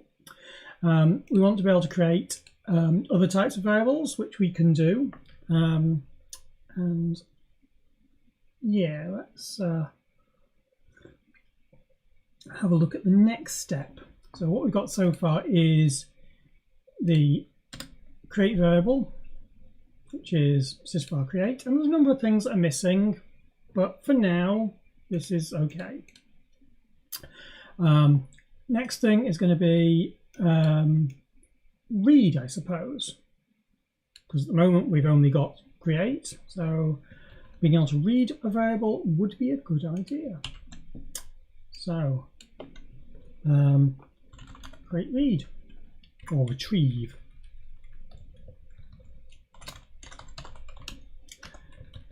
A system variable by name. Right, and if we have a look at the interface, which is in this page here, so read var value, which is probably beforehand. Yeah, read var val here. We get a variable name. We also have wildcards here. So how am I going to handle wildcards? I am not initially. Typo of retrieve. First blooming line I got going right, and I've got a typo in it. Useless. No, it's fine.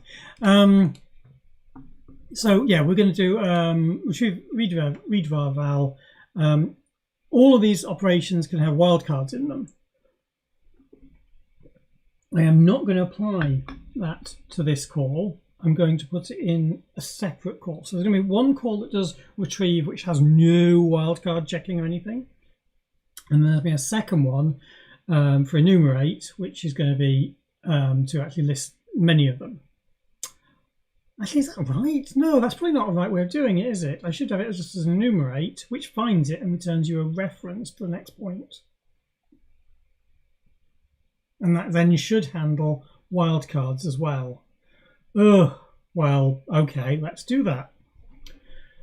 Retrieve the system file by name, which might be wildcarded. Okay.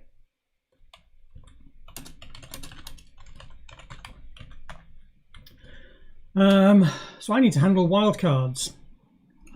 That's a bit of a pain, but yeah, we can do that.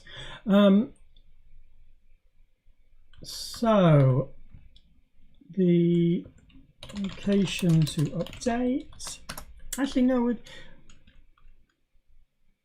All I'm going to do here is return the sysvar entry. So I'm going to return a sysvar t star.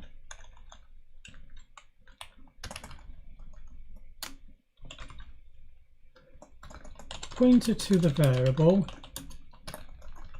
or none or null if not found. And then the caller can handle the step into the next one case. It should be okay, I think. So there's a variable name. We also then want to give it a context. Points to the last variable returned.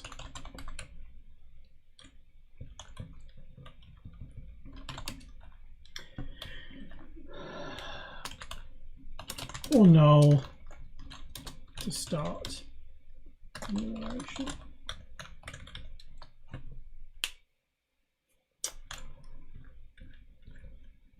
I think that's okay. So, did I name that wrongly? Yeah, var is not called var, it's called CS. Yeah, we'll do it the same way. So we've got CS, we've got a context, which is a char star.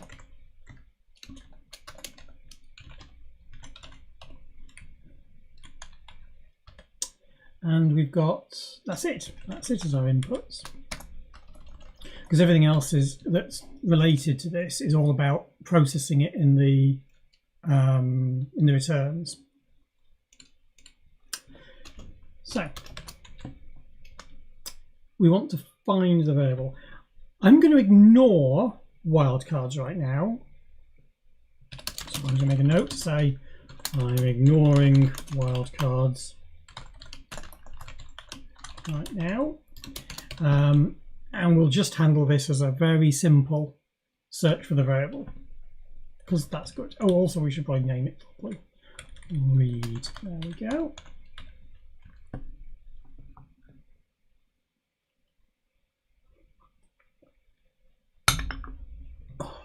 Okay, so we need to find the variable, and the easiest way to find the variable is to pinch this iteration code here.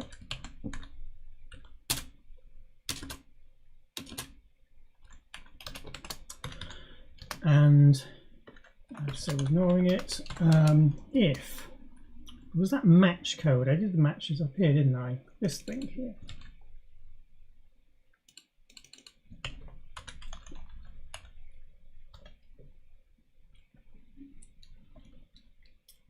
So if this matches, if match 0, return the current entry. Otherwise, we keep going. That's actually correct. That's completely correct, and that's just one single entry being returned. I think that's good. I think that's actually going to work. So, with that in mind, let's copy it into the header.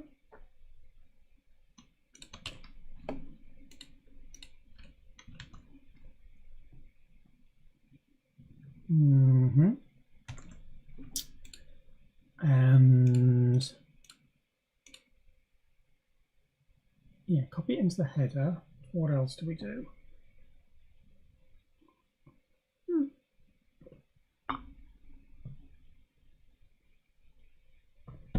Oh, and test it. Sorry, brain just completely gone there for a second. So let's move this code around here because we don't want to do it this way. So this is going to be test adding text creation.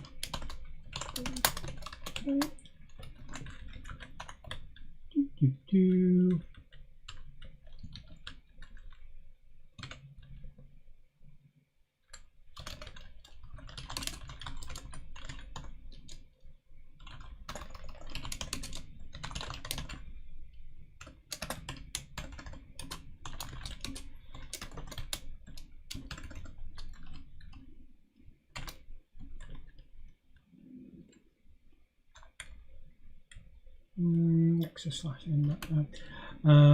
Comma name. Start test.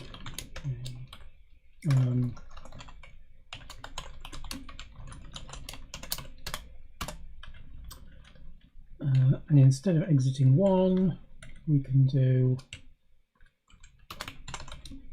success equals true.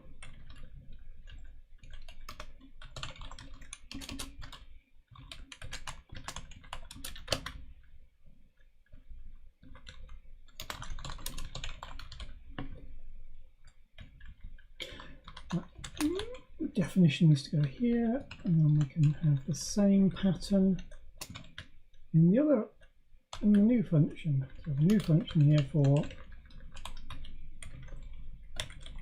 test reading.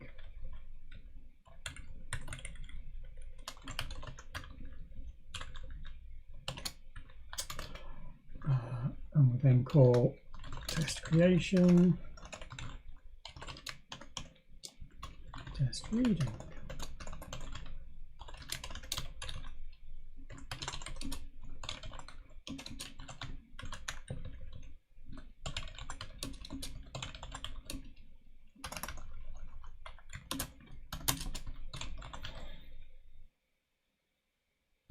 Is that okay, or does it shortcut? I think it's correct. I don't think we shortcut on that. If success, all tests pass.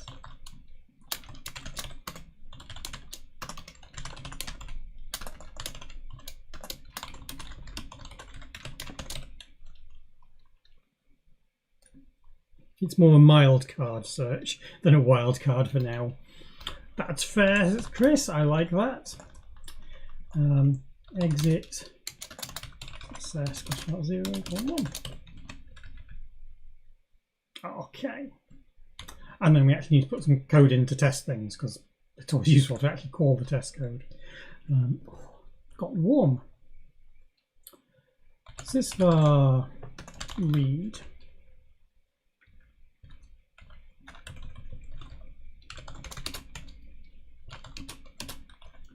SystemVars read of sys$name.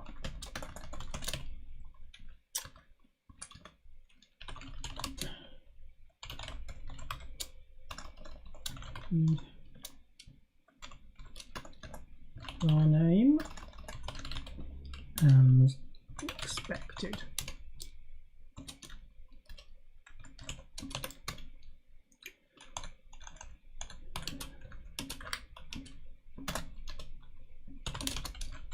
If var is null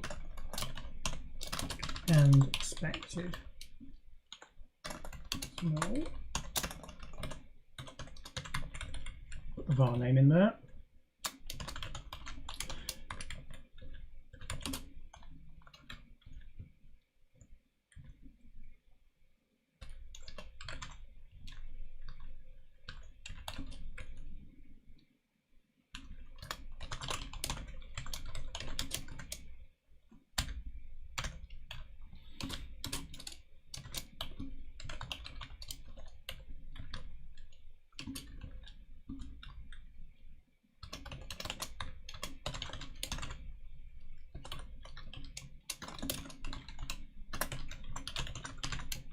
Okay, it's non-existent.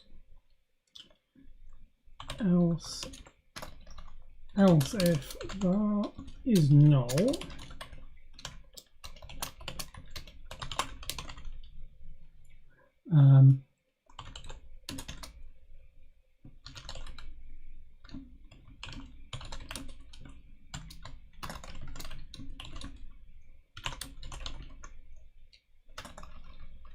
could not find.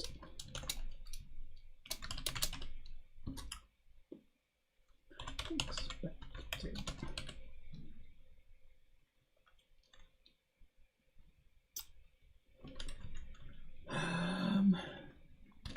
Else if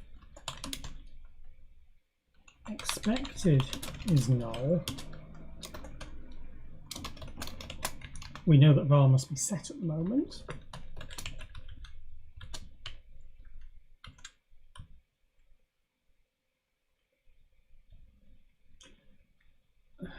Failed.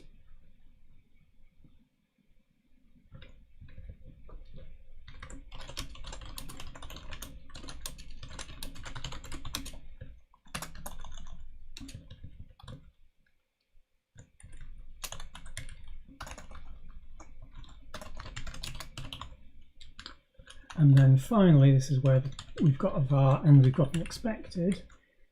If struct oh no, CS expected, oh no, oh, hang on, because this is, it's a memcomp. It's a memcomp. Var to value dot data, comma expected, comma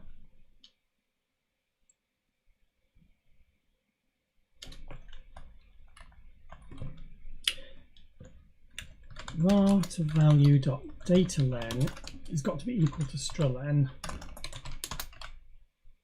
expected, and memcomp expected should be expected should always be in brackets, in fact.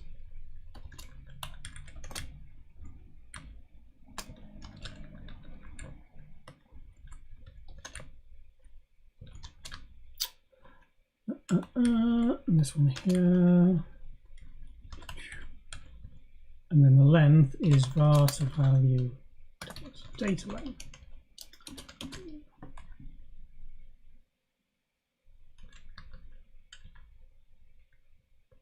Actually, this is a match. I've just done it for a match, haven't I? Oops. Well, in which case, then the other case is that it failed. There.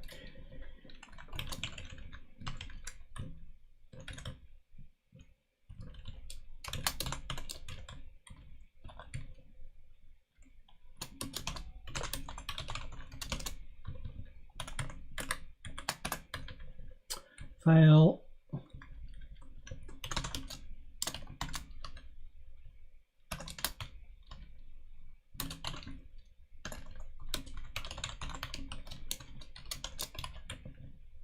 Oops, I missed my S there. Var to value dot data len, var to value dot data, and then expected. It would have been better if I'd put this in a function, but no matter. Let's roll with it since I've started doing it as a macro.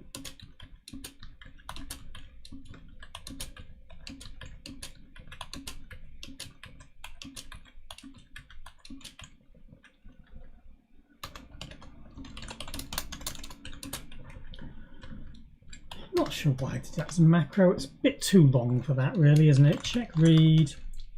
I've already forgotten what I was trying to check because there's that way up there. Systol name, which should be test system.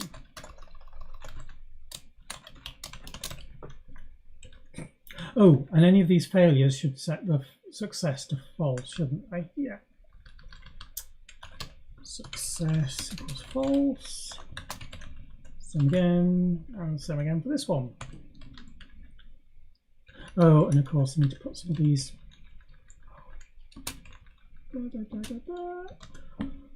Yeah, doing it as a macro was just plain silly. No matter. Return success.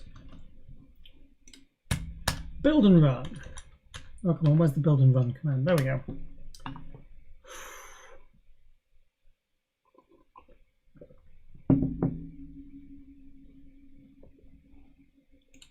Oh, context. Yeah, my context is null right now because we're not implementing context.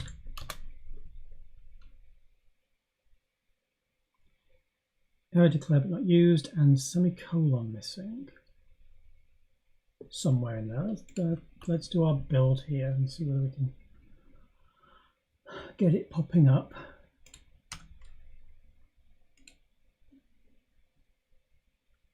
Oh, yeah, I missed the semicolon there. Oh, okay. An error declared but not used. Ah, because, yeah, we don't do errors in there. Built. Okay, let's test it.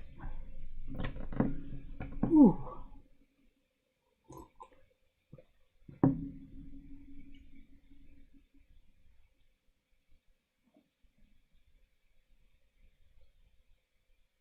Well, that worked. That's nice. Let's stick a couple of new lines after that. And yeah, that's pretty good actually. Let's try and retrieve something else, because sysname was the first one that was added. So I just want to add something, test something else.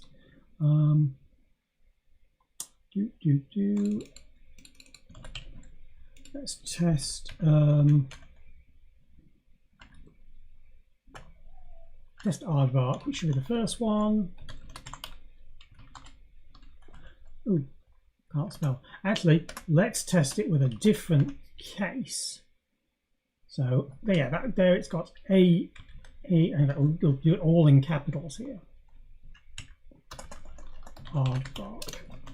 And aardvark, what's the value of aardvark? Was anteater. Of course, the value of aardvark is anteater.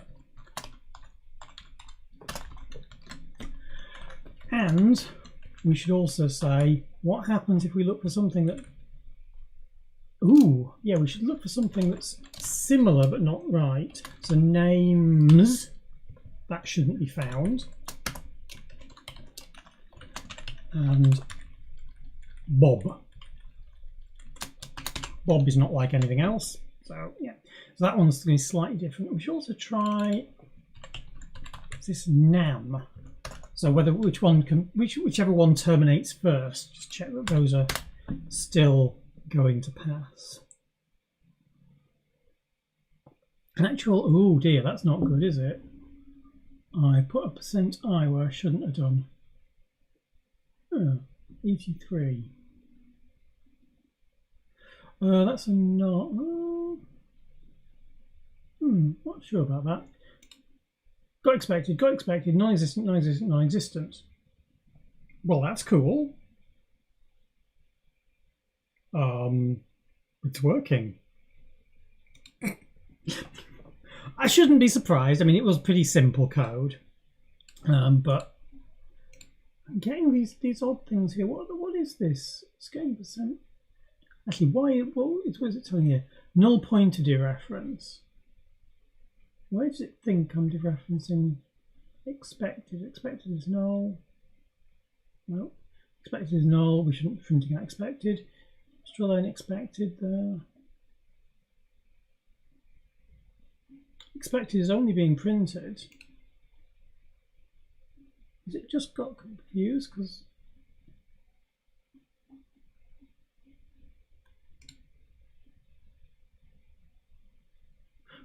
we know expected can't be null by the time we hit here.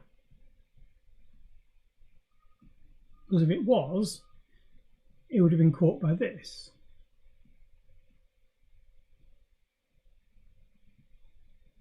So this can't be bad. This one can't be bad because it would have been caught by this one.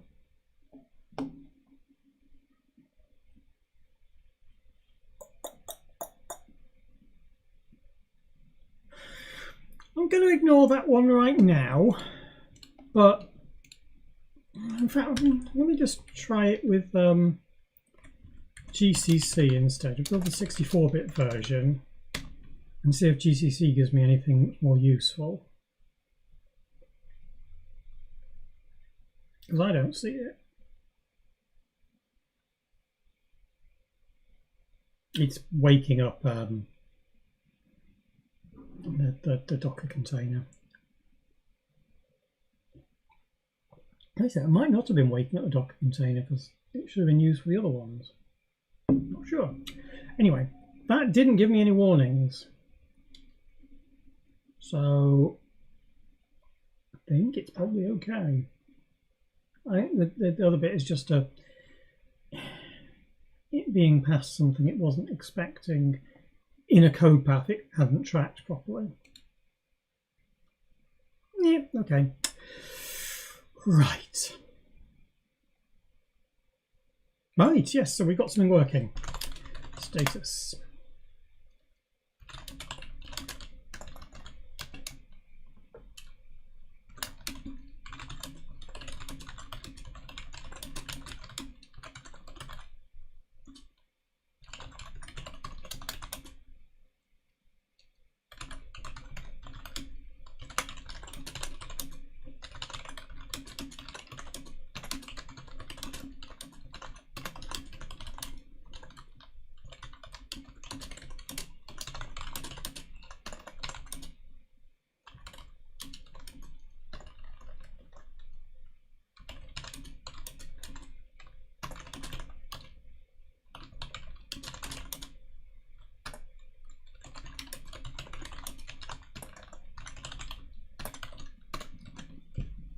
Right.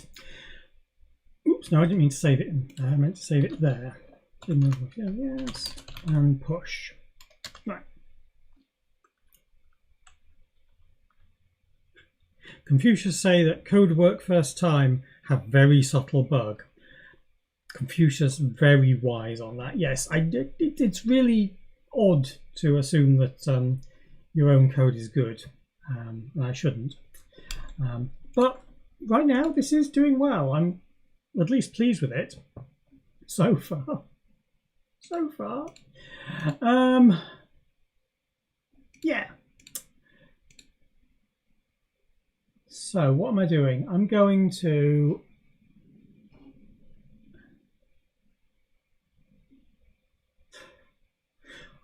bolt this in to the module, because why not? Might as well have something in there that does the right thing. So let's have a look at some SWIs.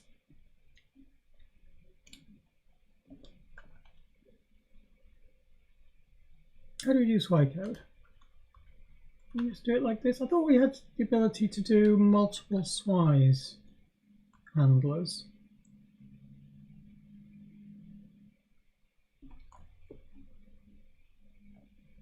I thought I could. Which one should I have a look at? Message trans. Message trans, there we go.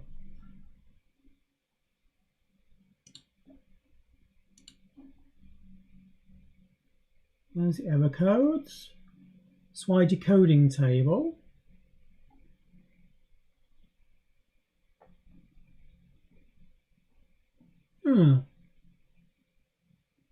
Oh yeah, the SWI decoding table has them on the end. That's right. So yeah, I don't remember how to do this. Honest. So we don't have some SWI handler code. We take that out. Leave that out. Sorry. And we put it into the decoding table. Yeah, that's how you do it. So SystemVars.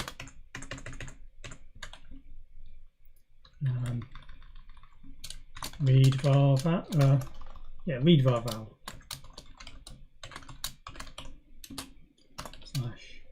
/SWI read var val and set var val.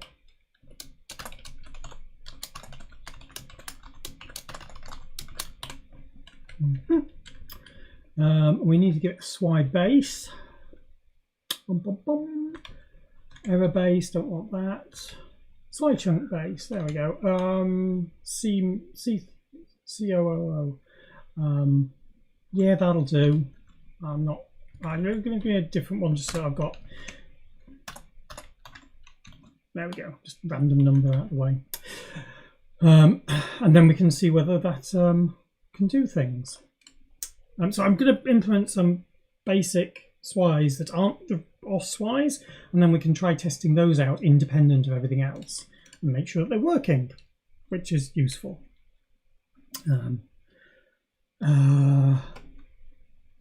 We better have this as a a separate SWI chunk, so that if def module SWIs, there we go, and if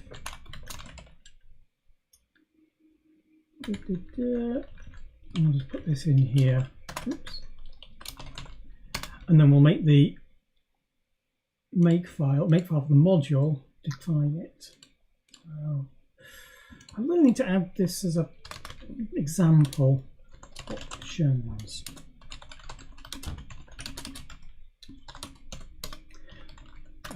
Opt plus module SWIs. So when I do plus module SWIs there, it automatically converts that into a definition that's not the one. I want to build a module, don't I? Build a module that appears on the command line. So if we look at the command line that comes up here, you'll see that it's got -d module SWIs, and that gets passed into C and any assembler that I've written. So it's just a handy little shortcut to make sure that both C defines and A defines, or A defs, or whatever it's called, A flags. I can't remember. I like assembler so rarely. But these have now been defined and it can't find them because we haven't implemented them. So let us implement them. In the header, we can find how they're defined.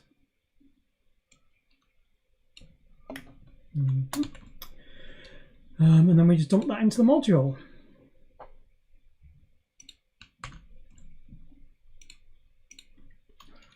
So what I'm going to do is I'm going to make both of them just return null to begin with, which will be easier if I actually put them in the right place. So there we go, there's just two simple functions, and these handle readVarVal and setVarVal. So if I build it now, we should get success. It built it, good. Yeah, so now we need to actually make it use the right interface. So if we have a look at readVarVal here, this is the way I usually do it. Copy the entire text of this and dump it in here. Oops.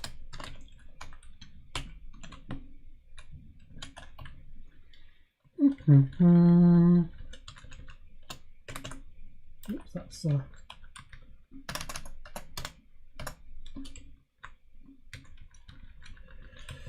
I'm going to shorten this into this format.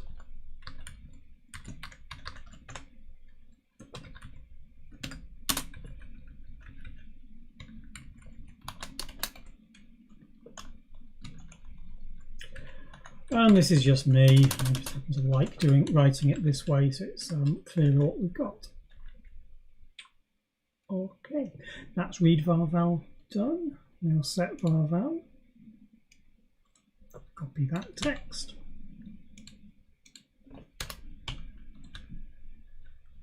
And we do the same thing.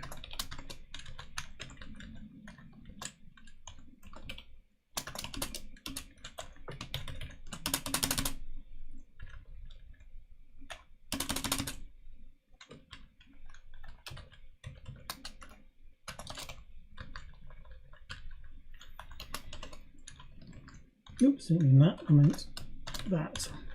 And these just need indenting. There we go.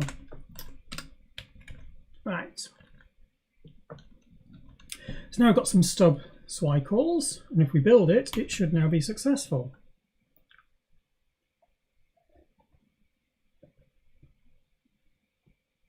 Oh, that's building the vars test, not building. Yeah, right, kill that. Build the module. Yeah, it built. Right, so let us implement the writer value first.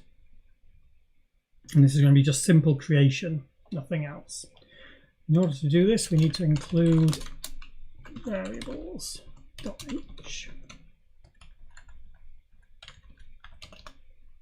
And sysvar create. Actually, let's extract the variables first, shall we? So cs string cs equals cs string underscore t. That was a mistake I made before. cs string underscore t r to r bracket naught. And then we can also do sysvar. Is it sysvar value t? Value dot data equals uint 8t star r to r1 and data len r2. And we've also got a context pointer because that's used for updating, which for now we won't care about, but I'll just make a context pointer as r to r3.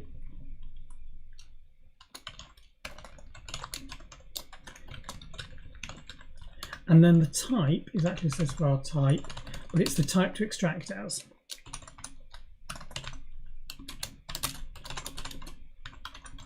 How to extract. Okay. And create. Now I don't remember how create works. So no, not that one. This file here.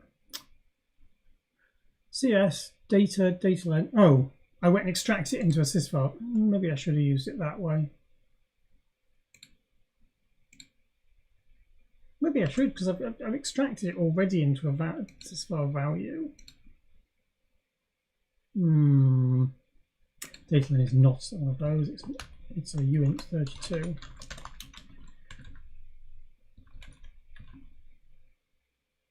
No, I'm going to do it as individuals because then this is the API, and then internally we handle it. Maybe that's wrong. I don't know. Somebody else can have a look at it and decide whether it's got any value going the other way.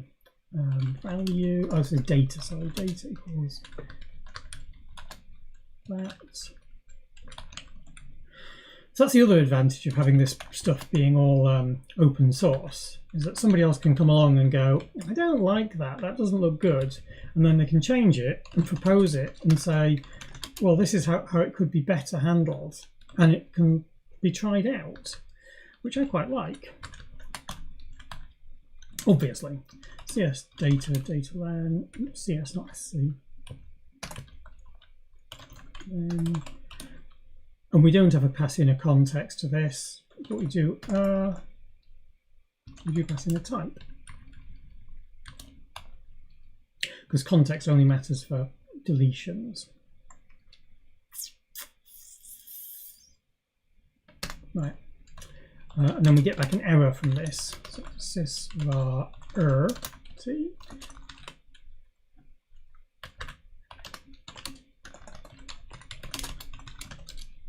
So any of these errors we need to convert into error messages.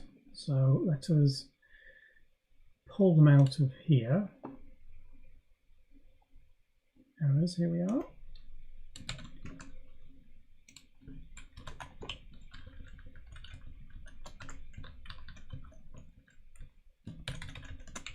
Case. Break.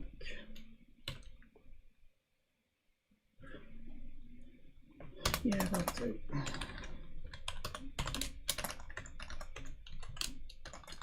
Return bad name. Bad length. I don't think bad length is probably a reasonable one, but we'll do it. And then we'll return no memory. And return bad type. Oops, no, indented the wrong bit.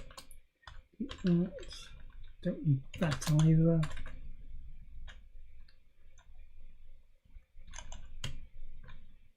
Yeah, that looks good. And then if we're okay, we pass through.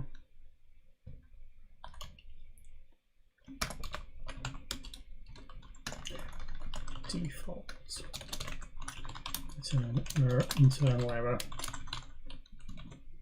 Something went wrong, don't know. What's it complaining about? Unmatched bracket. Where? Where have we got an unmatched bracket?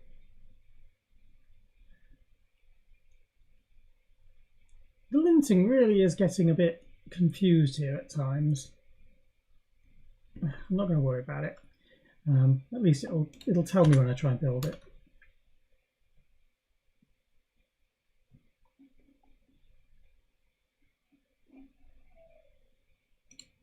SystemVars error.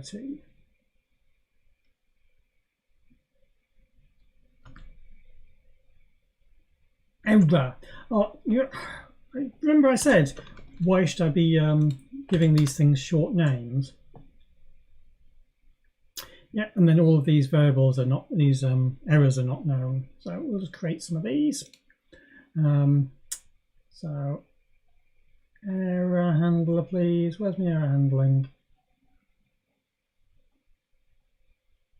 Can't see an error block. Error. Error base. There we go. I just couldn't see it. Error base. That's fine. And we'll just give them some errors here. So we've got bad name. Don't want to. Oops. Bad system variable name. So these could actually be expanded and would be expanded to better names in the future. But right now we're just going to get them working, because all we need to do is get this to a state where it's functional.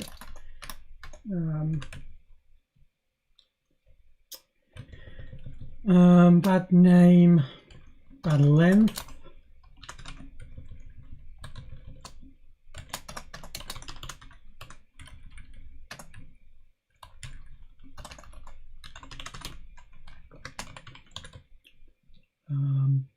Bad type was another one, wasn't it?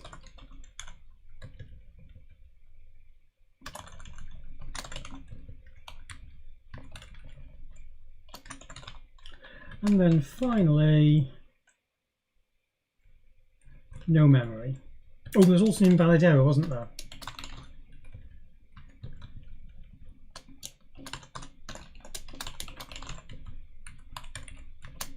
Not enough memory for system variable. That will do. And I'll just have an internal error.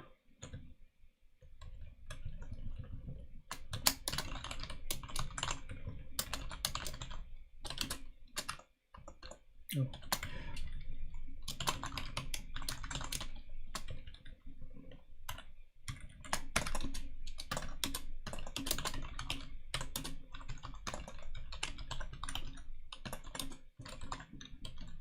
There you go. Something that sounds vaguely technical.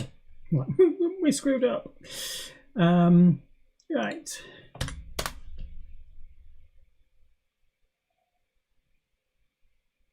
SystemVars create. Oh, because although this make file's got variables in, the other one hasn't. Yeah, we need to put in both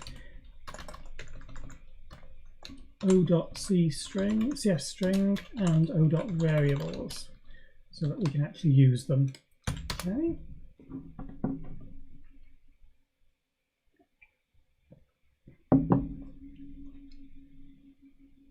Well, that was interesting. It built. So what I'm going to do is I'm going to add into the dying code here SystemVars dump, so that as we kill it, it will then go and print out any variables. So and pyrodev load module rm32 is not debugger anymore. This is SystemVars, and then drop to GOS, please. Yeah, looks good. Actually, I want to go to basic, don't I? Because I want to call some SWI calls. So let's go into basic and do sys SystemVars underscore set var val, comma, the variable name. We use sysdollar name, and we'll give it a value of hello, and a length of 5, context pointer is irrelevant, and then a variable type of 0. Woo! rmkill SystemVars. Hey, it worked! Now, isn't that really naff? We can actually call a y and it gets us a value. Wonderful. But it may be a bit naff, but it does actually mean that we're working. Okay, so minus A. What have we actually done here? What have we got? We've got modules wise. Oh yes, we've added some systems wise to the module. Add some swy calls to the module to allow it to be tested. Module can be tested by calling swys that are not the boss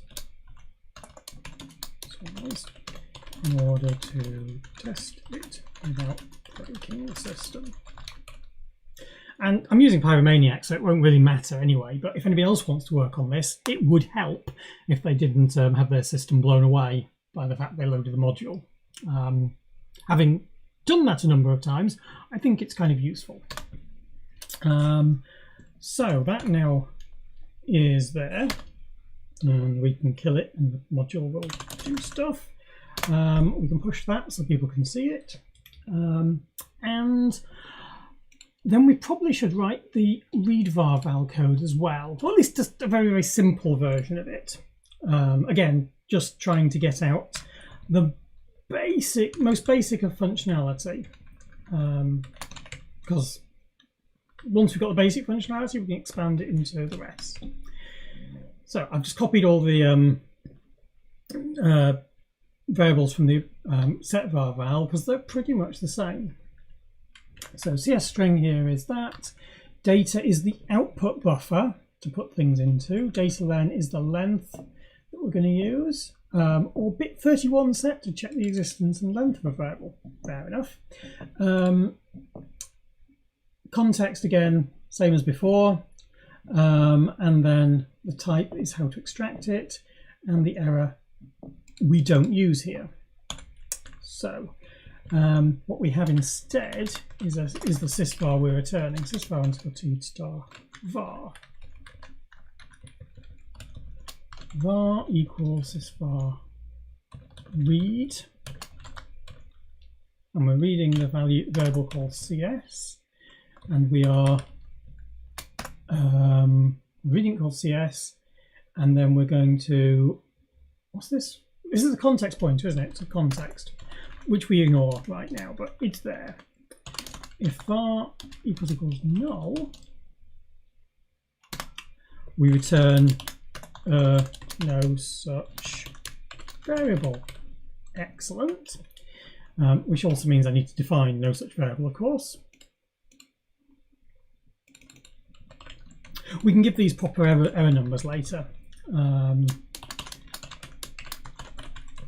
But right now it's not really relevant.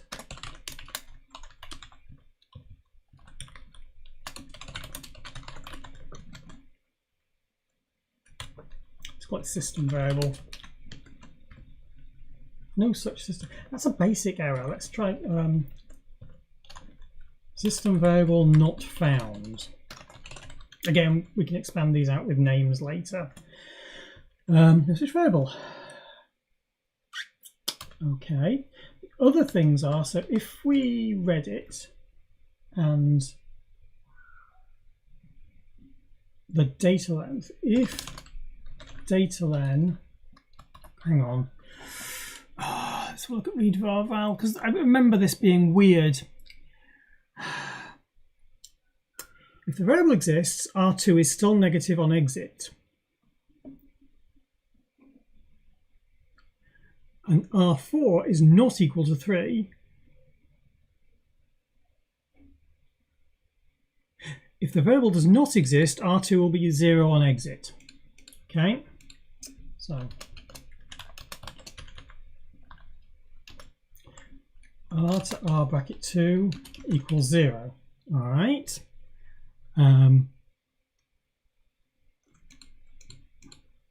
That's one down. So if it exists, it will still be this is for checking for existence. So if data len and 1, check for existence.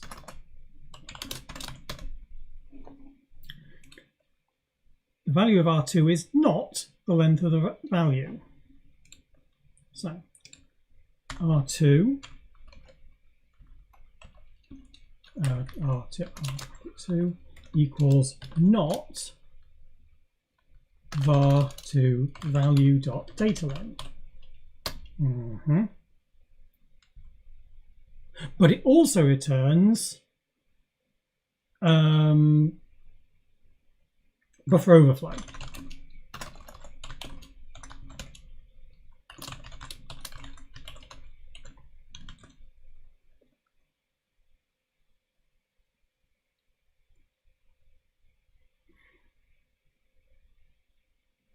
Sorry, I'm reading something you can't see.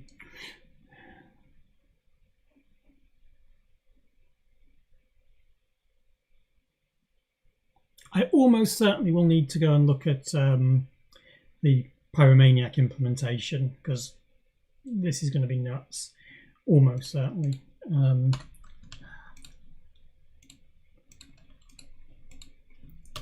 If data len is less than var value data len,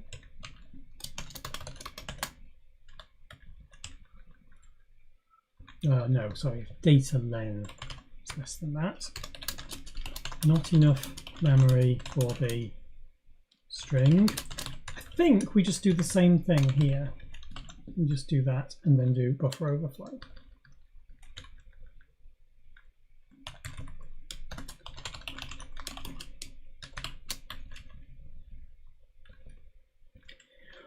Otherwise, we know that the buffer is big enough. Oh, yeah, we know the data is big enough until we return it. So we do mem copy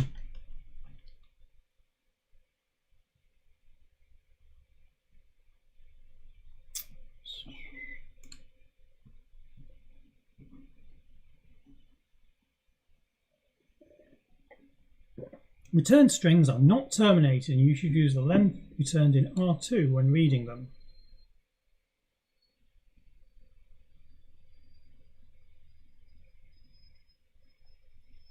Hi Andrew. Yeah, we are doing system variables at the moment. We're doing some very simple SWI calls that just do basic reading and writing of values. Nothing particularly complicated. Although I am trying to match the API, which is a bit weird. No, it's very weird. We've always known it's weird, so let's not worry about it. So copy into data of size data len. No, not of size data len, of size var to value data len, the size of the data, from var to value dot data.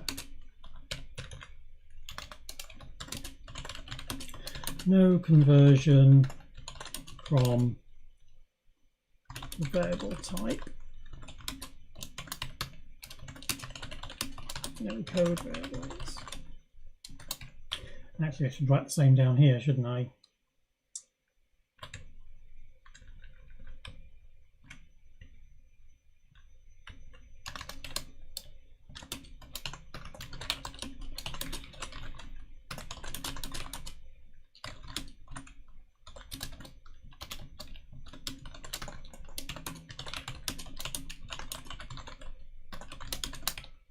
Okay.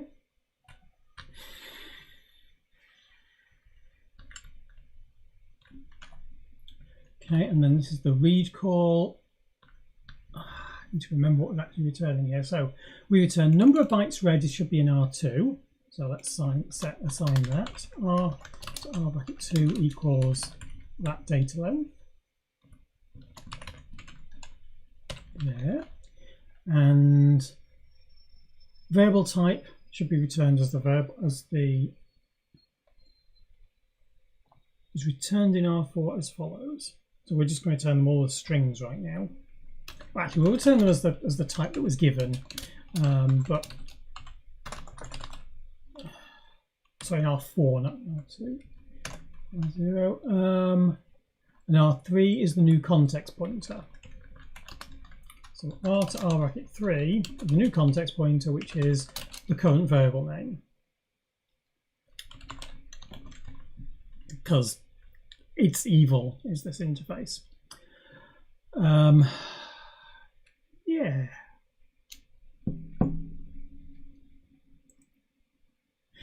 It does explicitly say, you see, on exit, R3 points to the name of the variable found. It's ugly. It's ugly. Right. Did this build? Does this build?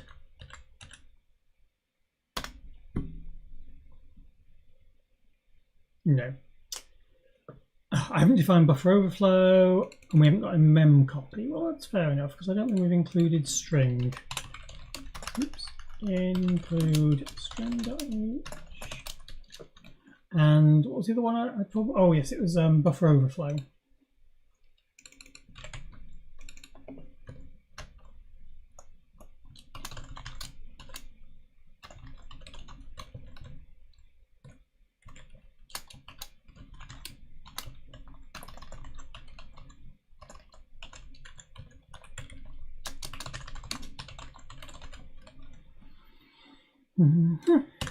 Build.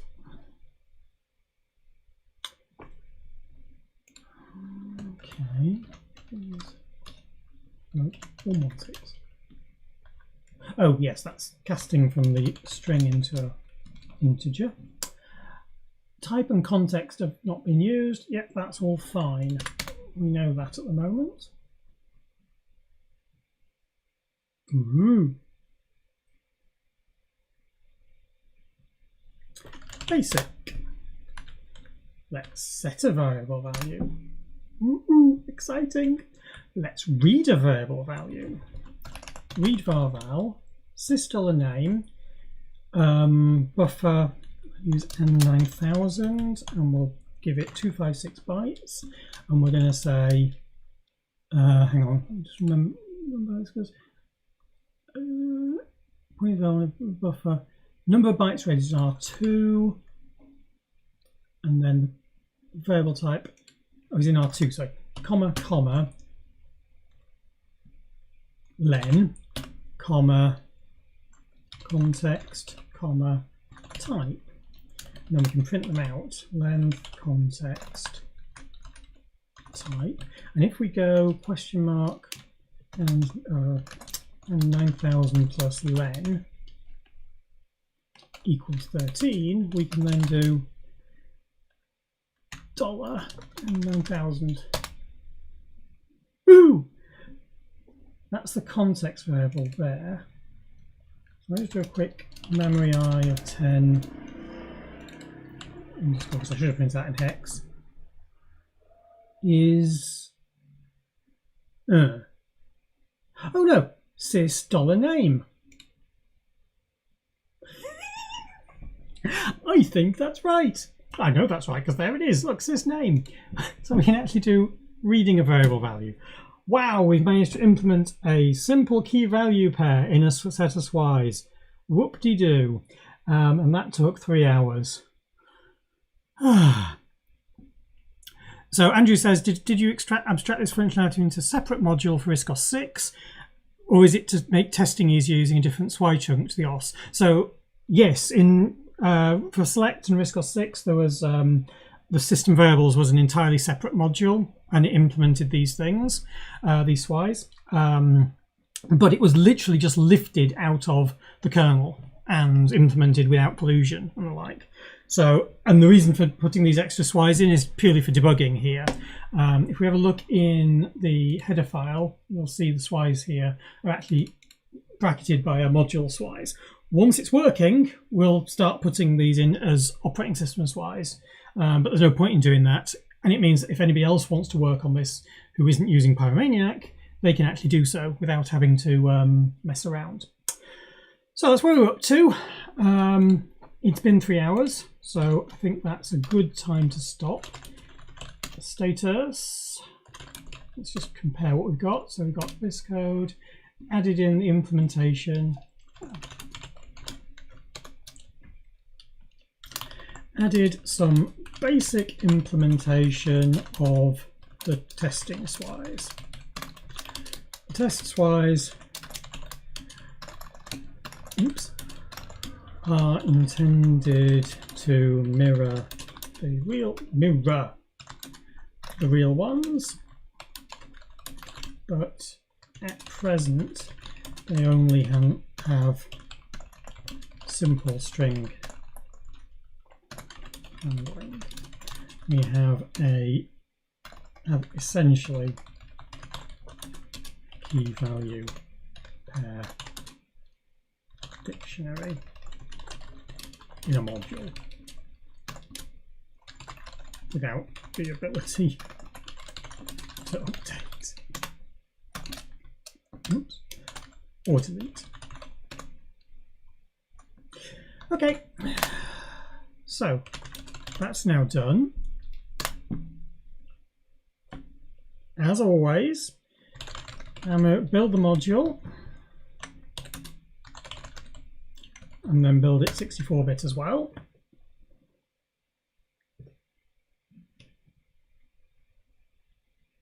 Boo! Lots of warnings. Oh yeah, that's just different typecasts and undefined variables. Yeah, that's fine. Not worried about that. Yep, that's built. Cool. So move those RM32 and RM64 into the status repository. And then we'll bounce over to the status repository. So here we go. New window.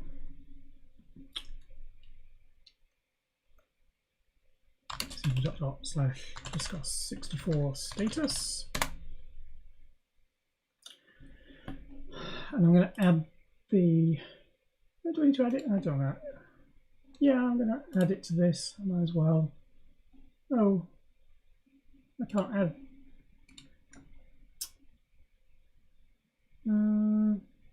Yeah.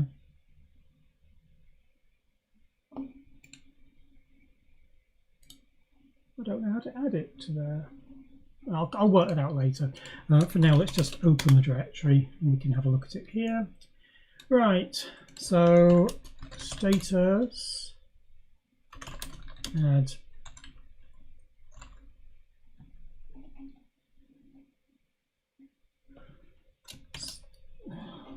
come on, why are you? Thank you. I'm32 /star FFA. I'm64 /star FFA. Okay, and then we need to update the status. So SystemVars. I think we can probably only say that this is at the state of being a stub right now. I don't think we can really say it's much more than that. But stub is fine. Yeah, that gives us at least a step in the right direction. And if we have a look at the features for this module, feature SystemVars,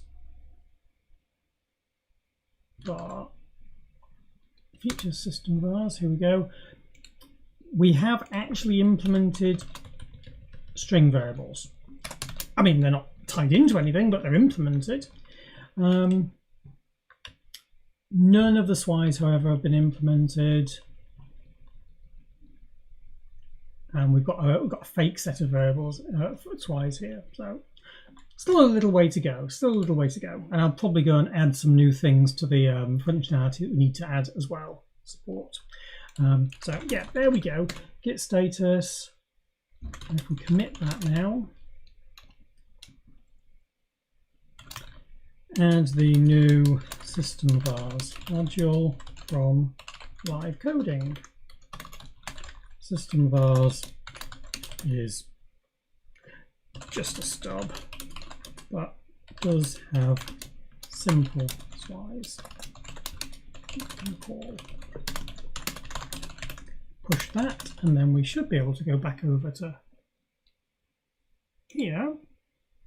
So this is the wiki page for SystemVars, and if I reload that, it should hopefully have been updated.